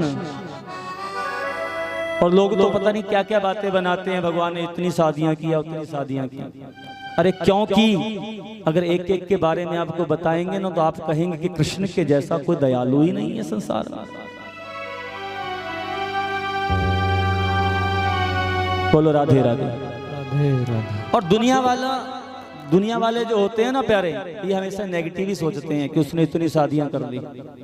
ये कभी पॉजिटिव नहीं सोचते। कभी पॉजिटिव भी सोचो कि भगवान श्री कृष्ण की 16,108 रानियां थी, कैसे सबका ध्यान रखते होंगे, कैसे सबको संतुष्ट करते होंगे। तुम्हारे से तो एक खुश नहीं रहती। बोलो राधे राधे। राधे राधे। तुम्हारे से तो एक खुश नहीं रहती, और वो 16,108 को कैसे खुश रखते होंगे, कैसे सबका ध्यान रखते होंगे। पॉजिटिव सोचो, नेगेटिव क्यों सोचते हो? भागवत में वर्णन है प्यारे, 16,108 पत्नियों के बीच में, श्री कृष्ण के बीच में आज तक कभी द्वारिका में झगड़ा नहीं हुआ। बोलो राधे राधे। राधे राधे। कभी झगड़ा नहीं हुआ। और जिसकी एक है उसमें भी रोज होता है। समय नहीं, इतना नहीं। मैं आपको एक और प्रसंग सुनाता कृष्ण रुक्मणी का। कृष्ण ने रुक्मणी को गुस्सा दिलाने की, क्रोध दिलाने की बड़ी कोशिश की, लेकिन रुक्मणी को फिर भी क्रोध नहीं है। ऐसा भी प्रसंग है। नारद मुनि जी आए द्वारिका में, सोचा कि मैंने सबके घरों में लड़ाई कराई, यहां तक देवों के देव महादेव का घर भी नहीं छोड़ा, वहां भी लड़ाई करवाई, झगड़ा करवाया। एक ही बचा है, श्री कृष्ण द्वारिकाधीश। चलो आज इनके यहां भी कुछ हो जाए। बोलो राधे राधे। राधे राधे। आज यहां भी नारद मुनि जी आए, सोचा कि पहले रुक्मणी के पास जाऊंगा, उसके कान भरूंगा कि वो तो हमेशा सत्याभामा के पास बैठे रहते हैं, तुम्हारा तो ध्यान ही नहीं रखते। रुक्मणी के कक्ष में आए तो क्या देखा, वहां तो पहले ही श्री कृष्ण बैठे हैं। नारद मुनि जी कहते नारायण नारायण, यहाँ तो बात नहीं बनेगी, पहले ही बैठे हैं, चलो सत्याभामा के पास चलते हैं। सत्याभामा के कमरे में गए, कक्ष में गए, भागते हुए वहां पहुंचे तो क्या देखा कि वहां भी श्री कृष्ण सत्याभामा के साथ बैठे हैं। फिर दौड़ते गए कालिंदी के कमरे में, वहां भी भगवान बैठे हैं। फिर आगे दौड़ लगाई नगनजीती के कमरे में, वहां भी भगवान बैठे हैं। कहीं भगवान सेवा करवा रहे हैं और कहीं दूध पी रहे हैं, कहीं भोजन कर रहे हैं। अलग अलग भगवान की अलग अलग लीलाएं सभी कमरों में। द्वारिका बहुत बड़ी थी और आज भी है, चाहे समुद्र के बीच में है। बोलो राधे राधे। राधे राधे। तो प्यारे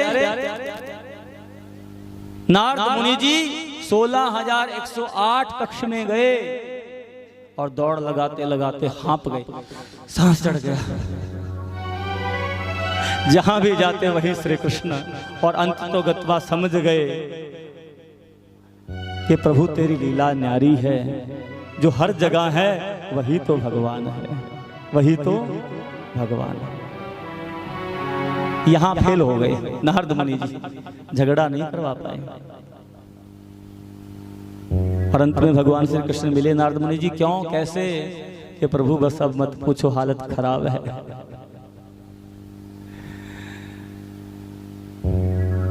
कितना जानोगे श्री कृष्ण के बारे में, जितना जानोगे प्यारे उतने दीवाने बनते चले जाओगे मेरे ठाकुर के। बोलो राधे राधे। राधे। इसलिए अगर सोचना है तो पॉजिटिव सोचो। श्री कृष्ण के बारे में गलत कभी नहीं।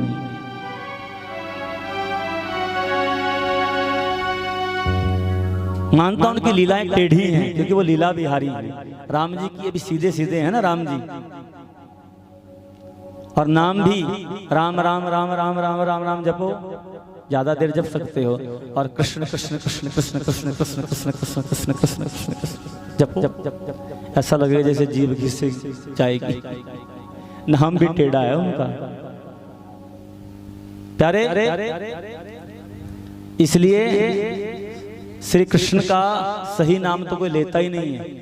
कई बार हम पंजाब में जाते हैं ना, उधर तो कृष्ण को कृष्ण कहते ही नहीं है, बोलते हैं किशन किशन किशन भगवान किशन भगवान। बोलो राधे राधे। राधे। और यहाँ भी हम कृष्ण कृष्ण कहते हैं, लेकिन नाम क्या है? कृष्ण कृष्ण कृष्ण कृष्ण। क्या नाम है? हाँ, क्या नाम है? बोलो। कृष्णा नहीं, कृष्ण। कृष्णा नाम पता है किसका है? द्रौपदी का। बोलो राधे राधे। राधे राधे। कृष्णा ने कृष्ण कहा, भजन में आया था ना। बोलो राधे राधे। भगवान का नाम है श्री कृष्ण कृष्ण। हाँ, इतने टेढ़े हैं, इनका नाम भी टेढ़ा है। बोलो राधे। टेढ़ो तेरी टेढ़ी रे नजरिया, टेढ़ो तेरी टेढ़ी रे नजरिया, तू टेढ़ो तेरी टेढ़ी रे नजरिया, टेढ़ो तेरी टेढ़ी रे नजरिया, टेढ़ी रे नजरिया तेरी टेढ़ी रे नजरिया, टेढ़ी रे नजरिया तेरी टेढ़ी रे नजरिया, तू टेढ़ो तेरी टेढ़ी रे नजरिया, तू टेढ़ो तेरी टेढ़ी रे नजरिया। सिरार है।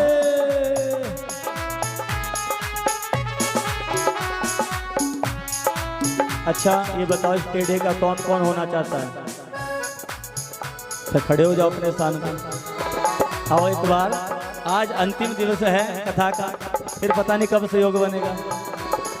जय हो।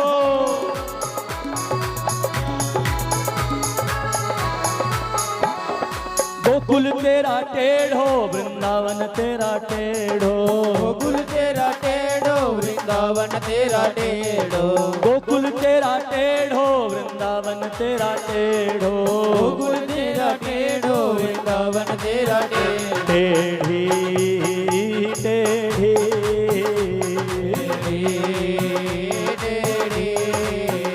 हाँ, टेढ़ी रे तेरी मथुरा नगरिया, टेढ़ी रे तेरी मथुरा नगरिया, तू टेढ़ो तेरी टेढ़ी रे नजरिया, टेढ़ो तेरी टेढ़ी रे नजरिया। जय जय।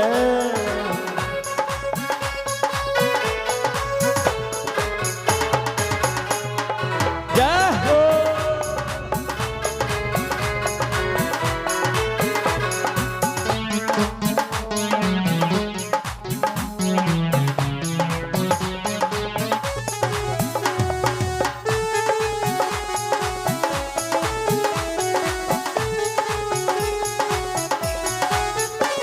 मुकुट तेरा टेढ़ो, लुकुट तेरी टेढ़ी, मुकुट तेरा टेढ़ो, लुकुट तेरी टेढ़ी, मुकुट तेरा टेढ़ो, लुकुट तेरी टेढ़ी, मुकुट तेरा टेढ़ो, लुकुट तेरी टेढ़ी, टेढ़ी टेढ़ी टेढ़ी हाँ, टेढ़ी रे तेरे मुख की मुरलिया, तेरी मन की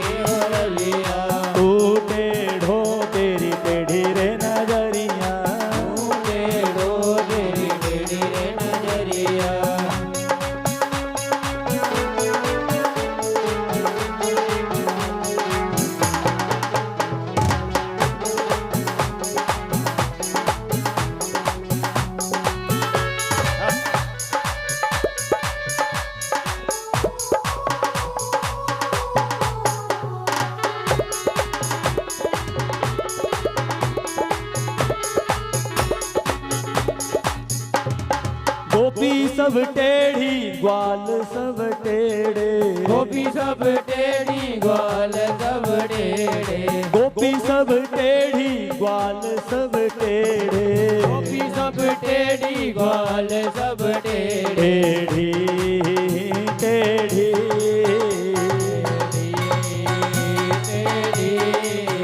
हाँ टेढ़ी रे तेरी प्रेम डगरिया, टेढ़ी रे तेरी प्रेम डगरिया, तू टेढ़ो तेरी टेढ़ी रे नजरिया, टेढ़ो तेरी टेढ़ी रे नजरिया, टेढ़ी रे नजरिया तेरी टेढ़ी रे नजरिया, टेढ़ी रे नजरिया तेरी टेढ़ी रे नजरिया, टेढ़ी रे नजरिया तेरी टेढ़ी रे नजरिया, टेढ़ी रे नजरिया तेरी टेढ़ी रे नजरिया, हाँ तू टेढ़ो तेरी टेढ़ी रे नजरिया, टेढ़ो तेरी टेढ़ी रे नजरिया, तू टेढ़ो तेरी टेढ़ी रे नजरिया, तू टेढ़ो तेरी टेढ़ी रे नजरिया, तू टेढ़ो तेरी टेढ़ी रे नजरिया, तू टेढ़ो तेरी टेढ़ी रे नजरिया, टेढ़ी रे नजरिया तेरी टेढ़ी रे नजरिया, तेरी टेढ़ी रे नजरिया, तेरी टेढ़ी रे नजरिया, तेरी टेढ़ी रे नजरिया, तेरी टेढ़ी रे नजरिया,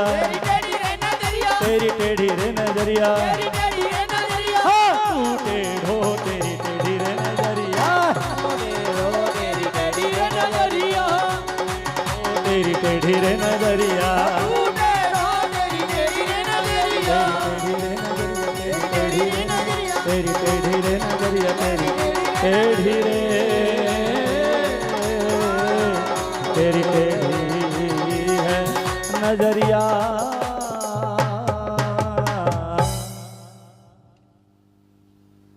तू टेढ़ो तेरी टेढ़ी रे नजरिया। और मेरे प्यारे ये टेढ़ी नजरिया जिसके ऊपर पड़ जाती है ना प्यारे, मेरे गोविंद की, मेरे बांके बिहारी की, सच्ची उसका तो मार्ग सीधा हो जाता है, आगे का उसका मार्ग सीधा हो जाता है, साफ हो जाता है रास्ता, जिसके ऊपर ये टेढ़ी नजरिया पड़ जाती है। बांके बिहारी की, इसीलिए तो बांके बिहारी कहते हैं। बांके का अर्थ क्या होता है? बांके का अर्थ ही टेढ़ा है, इसलिए नाम उनका बांके बिहारी, बिहार करने वाले बांके बिहारी। बांके का अर्थ बांका, टेढ़ा। हो मैं तो बांके की बांकी बन गई और बांका बन गया मेरा। बोलो राधे राधे।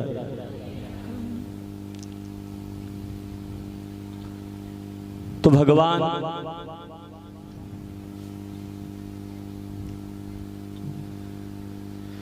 ऐश्वर्य द्वारिकाधीश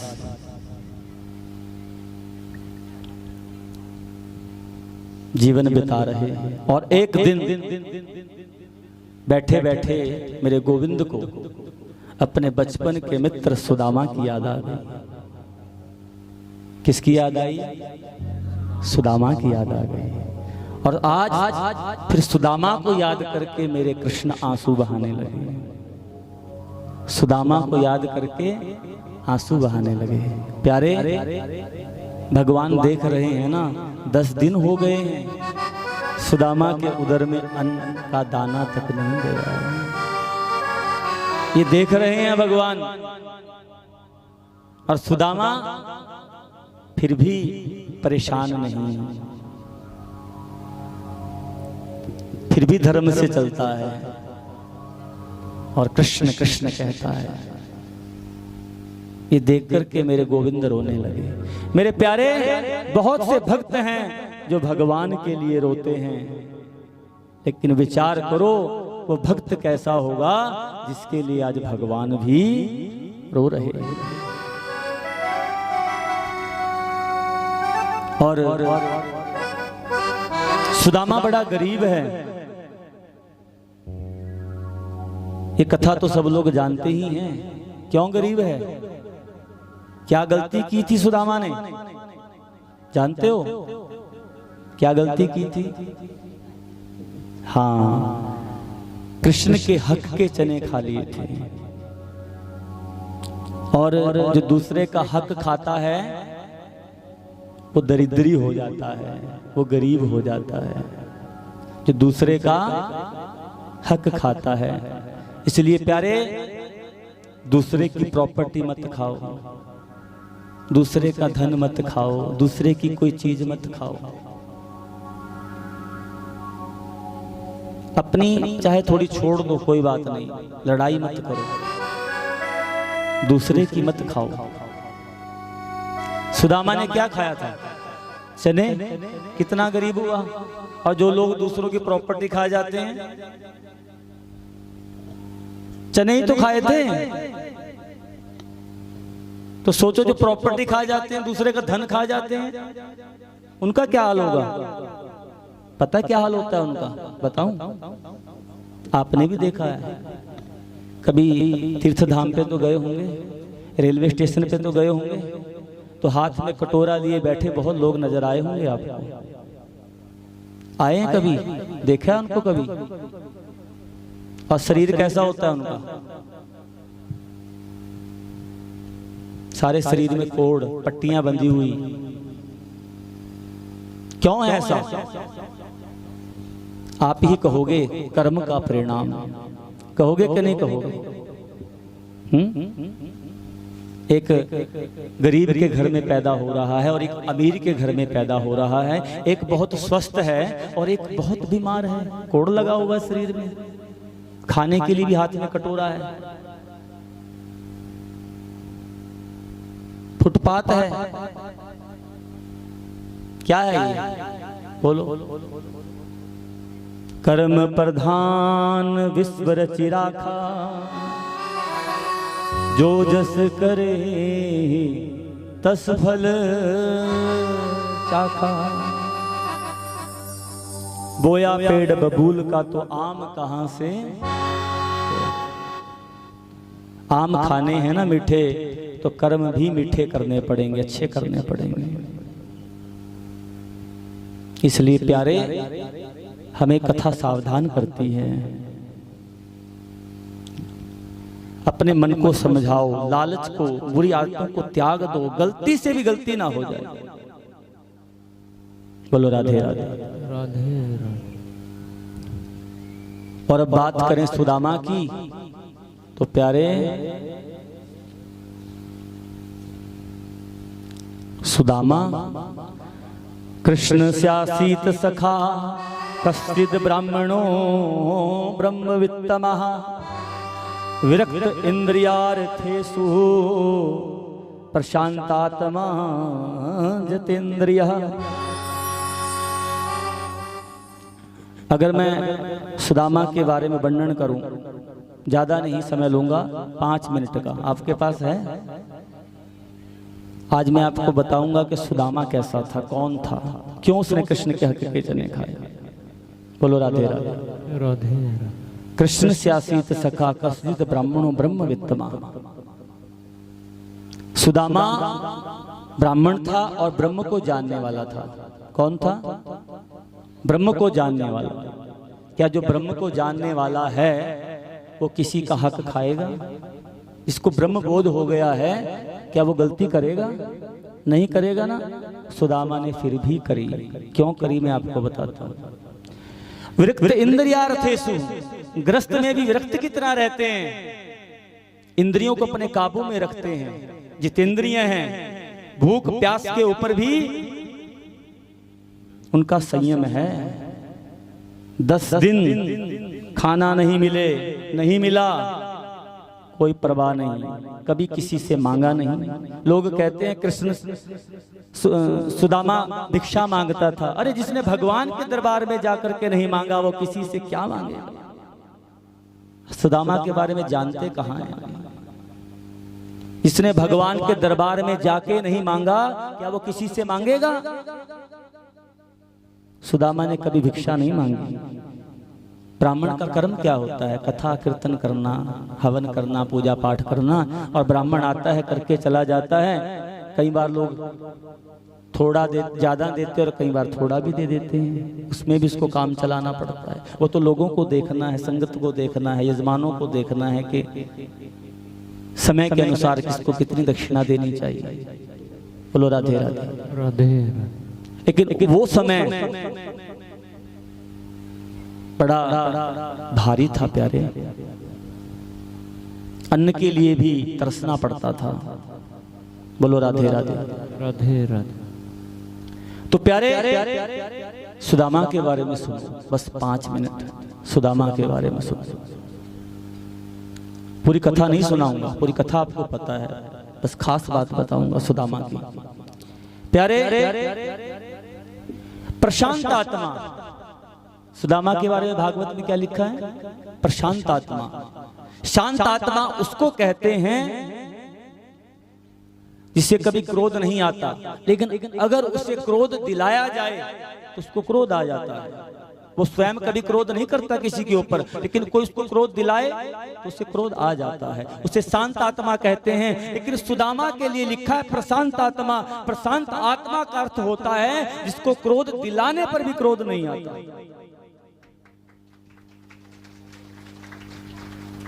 जिसको क्रोध दिलाने पर भी क्रोध नहीं आता, उसे प्रशांत आत्मा कहते हैं शास्त्रों में। सुदामा ऐसा था जिसका अपने भूख प्यास के ऊपर संयम था और ब्रह्म को जानने वाला था और प्रशांत आत्मा था, धर्मपरायण था। ऐसा व्यक्ति तो किसी का हक खाने के बारे में सोच भी नहीं सकता प्यारे, खाना तो दूर की बात, लेकिन फिर भी सुदामा ने कृष्ण के हक के चने खाए। ये बात सही है।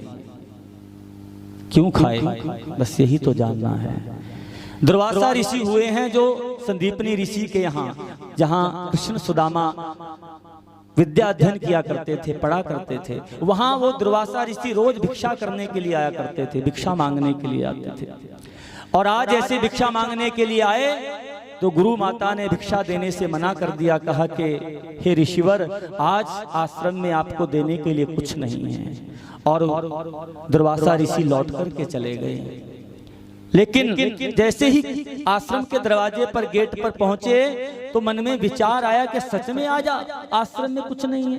आज तक गुरु माता ने मुझे कभी खाली हाथ नहीं लौटाया, आज पहली बार खाली हाथ जा रहा हूं। क्या सच में कुछ नहीं है? जरा ध्यान तो करूं। और जैसे ही ध्यान किया दुर्वासा ऋषि ने, तो कहते हैं वो 4 मुट्ठी चने ध्यान में आ गए।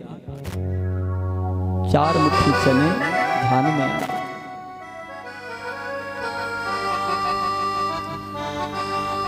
और वो 4 मुट्ठी चने गुरु माता ने कृष्ण और सुदामा के लिए रखे थे। मेरे बच्चे जंगल में लकड़ियां बीनने के लिए जाएंगे तो क्या खाएंगे? माँ का हृदय ऐसा होता है ना, वो पहले अपने बच्चे को देगी या भिक्षुक को देगी या साधु को देगी? पहले अपने बच्चे को देगी। इसलिए साधु को मना कर दिया, कुछ नहीं है यहाँ। लेकिन दुर्वासा ऋषि श्राप देने में नंबर 1। इतिहास उठा करके देखो। आज सोचा किसको श्राप दूं? गुरु माता को नहीं, ऋषि को नहीं, किसको श्राप दूं?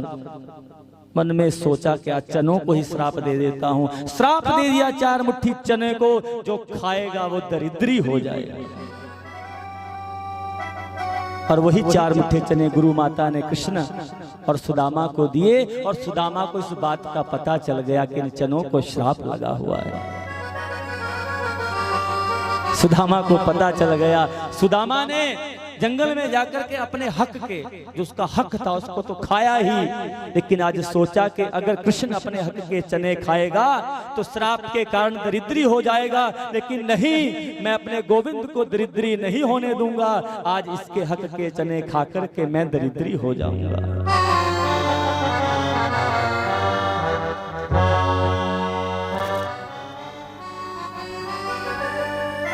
कृष्ण के हक के चने खाकर के सुदामा ने कृष्ण के माथे की गरीबी भी अपने माथे में लिखवा ली।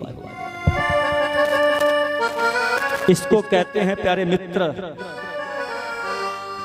भागवत में लिखा है ना, कृष्ण स्यासीत सखा, कृष्ण का सखा सुदामा, कृष्ण का मित्र था सुदामा, और इसी को मित्रता कहते हैं, जो अपने मित्रता निर्वाह करने के लिए, अपने मित्र को बचाने के लिए किसी भी हद को लाना, पार कर गए, इसी को मित्र कहते हैं। आज संसार में ऐसा कोई मित्र है तो मुझे बता दो, सुदामा जैसा कोई मित्र हो तो मुझे बता दो, कि उसे पता चल जाए कि ये इससे इसकी हानि होगी और उस हानि को वो अपने आप अपने ऊपर ले ले। ऐसा कोई मित्र हो तो बता दो संसार में। प्यारे, इसलिए सुदामा तो बड़े ज्ञानी थे, कभी किसी का हक नहीं खाते थे, लेकिन इसलिए हक खाया कृष्ण का, मित्रता को निभाने के लिए। और इसीलिए तो भगवान उसके लिए रो रहे हैं, ऐसे थोड़ी आंसू बहा रहे हैं। मेरे कृष्ण, मेरे ठाकुर, पता कितने आंसू बहा रहे हैं आज, कि जितना राधा रोई रोई,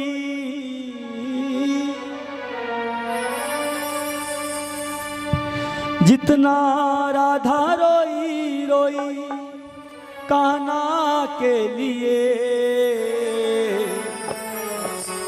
कन्हैया उतना ज्यादा रोए हैं सुदामा के लिए, कन्हैया उतना ज्यादा रोए हैं सुदामा के लिए, कन्हैया उतना ज्यादा रोए हैं सुदामा के लिए, कन्हैया उतना ज्यादा रोए हैं सुदामा के लिए, जितना राधा रोई रोई हो, जितना राधा रोई रोई हो, जितना राधा रोई रोई कान्हा के लिए, कन्हैया उतना ज्यादा रोए हैं सुदामा के लिए, कन्हैया उतना ज्यादा रोए हैं सुदामा के लिए।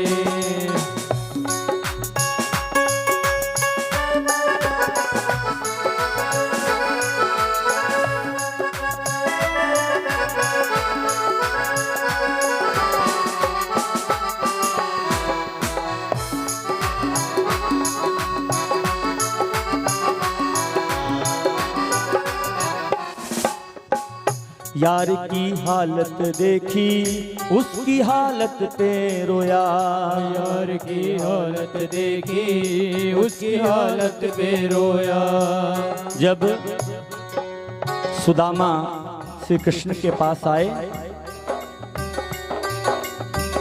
यार की हालत देखी उसकी हालत पे रोया, यार की हालत देखी उसकी हालत पे रोया, यार के आगे अपनी शान शौकत पे रोया, यार के आगे अपनी शान शौकत पे रोया, ऐसे तड़पा जैसे समा हो, ऐसे तड़पा जैसे समा परवाना के लिए, कन्हैया उतना ज्यादा रोया है सुदामा के लिए, कन्हैया उतना ज्यादा रोया है सुदामा के लिए। दोनों हाथों से ताली की सेवा प्यारे श्रीराम।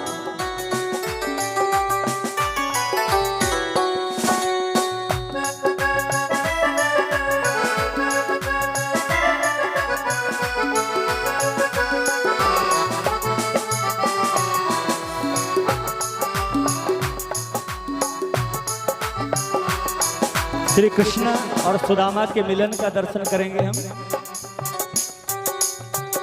यार को लगा कलेजे पाती भर भर के रोया, को लगा कलेजे पाती भर भर के रोया, और अपने बचपन को याद कर कर के रोया, और अपने बचपन को याद कर कर के रोया, ये था अनमोल हो, ये था अनमोल श्याम दीवाना के लिए। कन्हैया उतना ज्यादा रोया है सुदामा के लिए। कन्हैया ज्यादा रोया है सुदामा के लिए।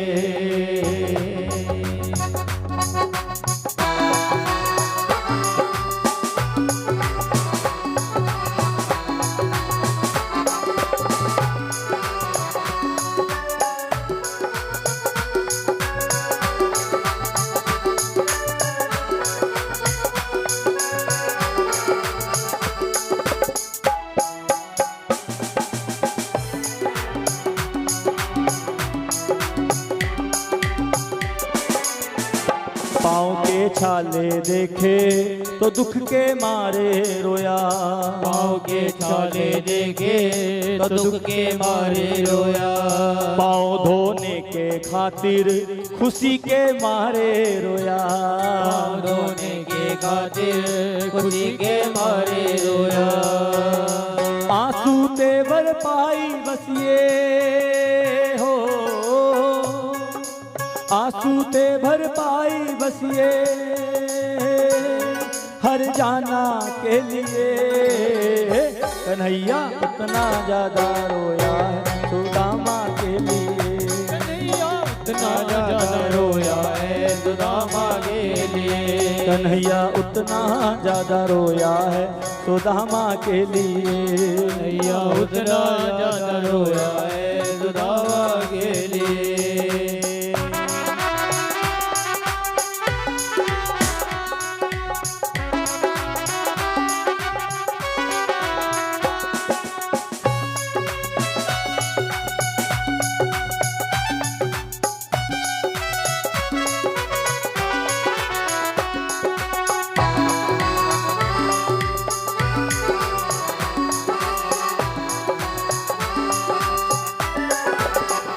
उसके आने से रोया, उसके जाने से रोया।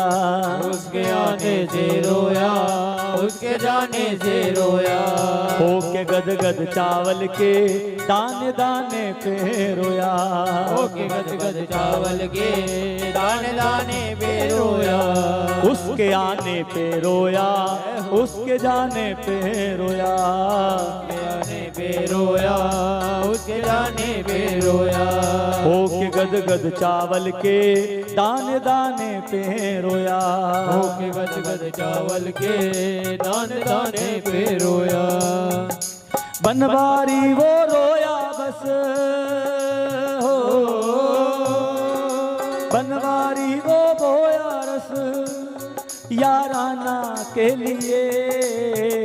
कन्हैया उतना ज्यादा रोया है सुदामा के लिए। कन्हैया उतना रोया रोया है सुदामा के लिए। कन्हैया उतना ज्यादा रोया है सुदामा के लिए। कन्हैया उतना ज्यादा रोया है सुदामा के लिए।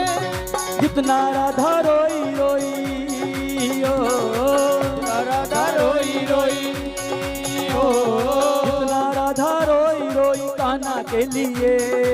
कन्हैया उतना ज्यादा रोया सुदामा के लिए। कन्हैया उतना ज्यादा रोया है सुदामा के लिए। कन्हैया उतना ज्यादा रोया है सुदामा के लिए। कन्हैया उतना ज्यादा रोया है सुदामा के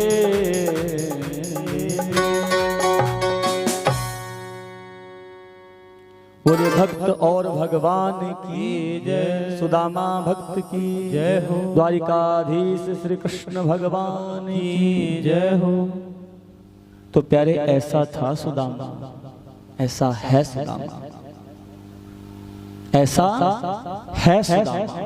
क्योंकि जो भक्त होते हैं ना मेरे गोविंद के, वो कल भी थे आज भी हैं। कौन कहता है कि सुदामा नहीं है? कौन कहता है कि मीरा नहीं है? कौन कहता है कि जनाबाई नहीं है, सखुबाई नहीं है, नामदेव नहीं है, तुकाराम नहीं है? कौन कहता है? प्यारे, जब किसी को भगवान की प्राप्ति होनी होती है ना, तो उससे पहले आकर के उसको भक्त दर्शन देते हैं। बोलो राधे राधे। राधे राधे। अगर कभी किसी भक्त का, सुदामा का, ध्रुव का, प्रहलाद का, कभी भी किसी संत का जो भगवत प्राप्त हो, उसका दर्शन होने लगे ना, तो समझो अब बात बनने वाली है। मेरे गुरुदेव जिस भक्त का चिंतन कर लेते हैं ना, एक दिन बैठे हनुमान प्रसाद भाई जी, उनका चिंतन करने लगे तो सामने प्रकट हो गए और बात की, क्या सोच रहे हो?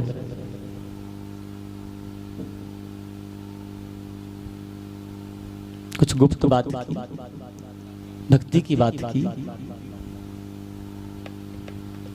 गुरुदेव ने कहा कि उस समय अभी भगवान की प्राप्ति नहीं हुई थी,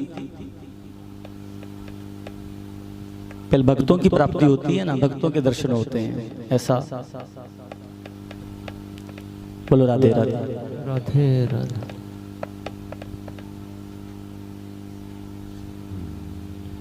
कि भगवान को जानना चाहता हूं, गुरुदेव ने कहा, भाई जी ने कहा अपने आप को जान लो, भगवान को जान लो। बोलो राधे राधे राधे राधे। उपदेश दिया, सुंदर बात कही। बोलो राधे राधे राधे। तो प्यारे, और जिनकी हम बात कर रहे हैं ना, वो ग्रस्त जीवन से हुए हैं।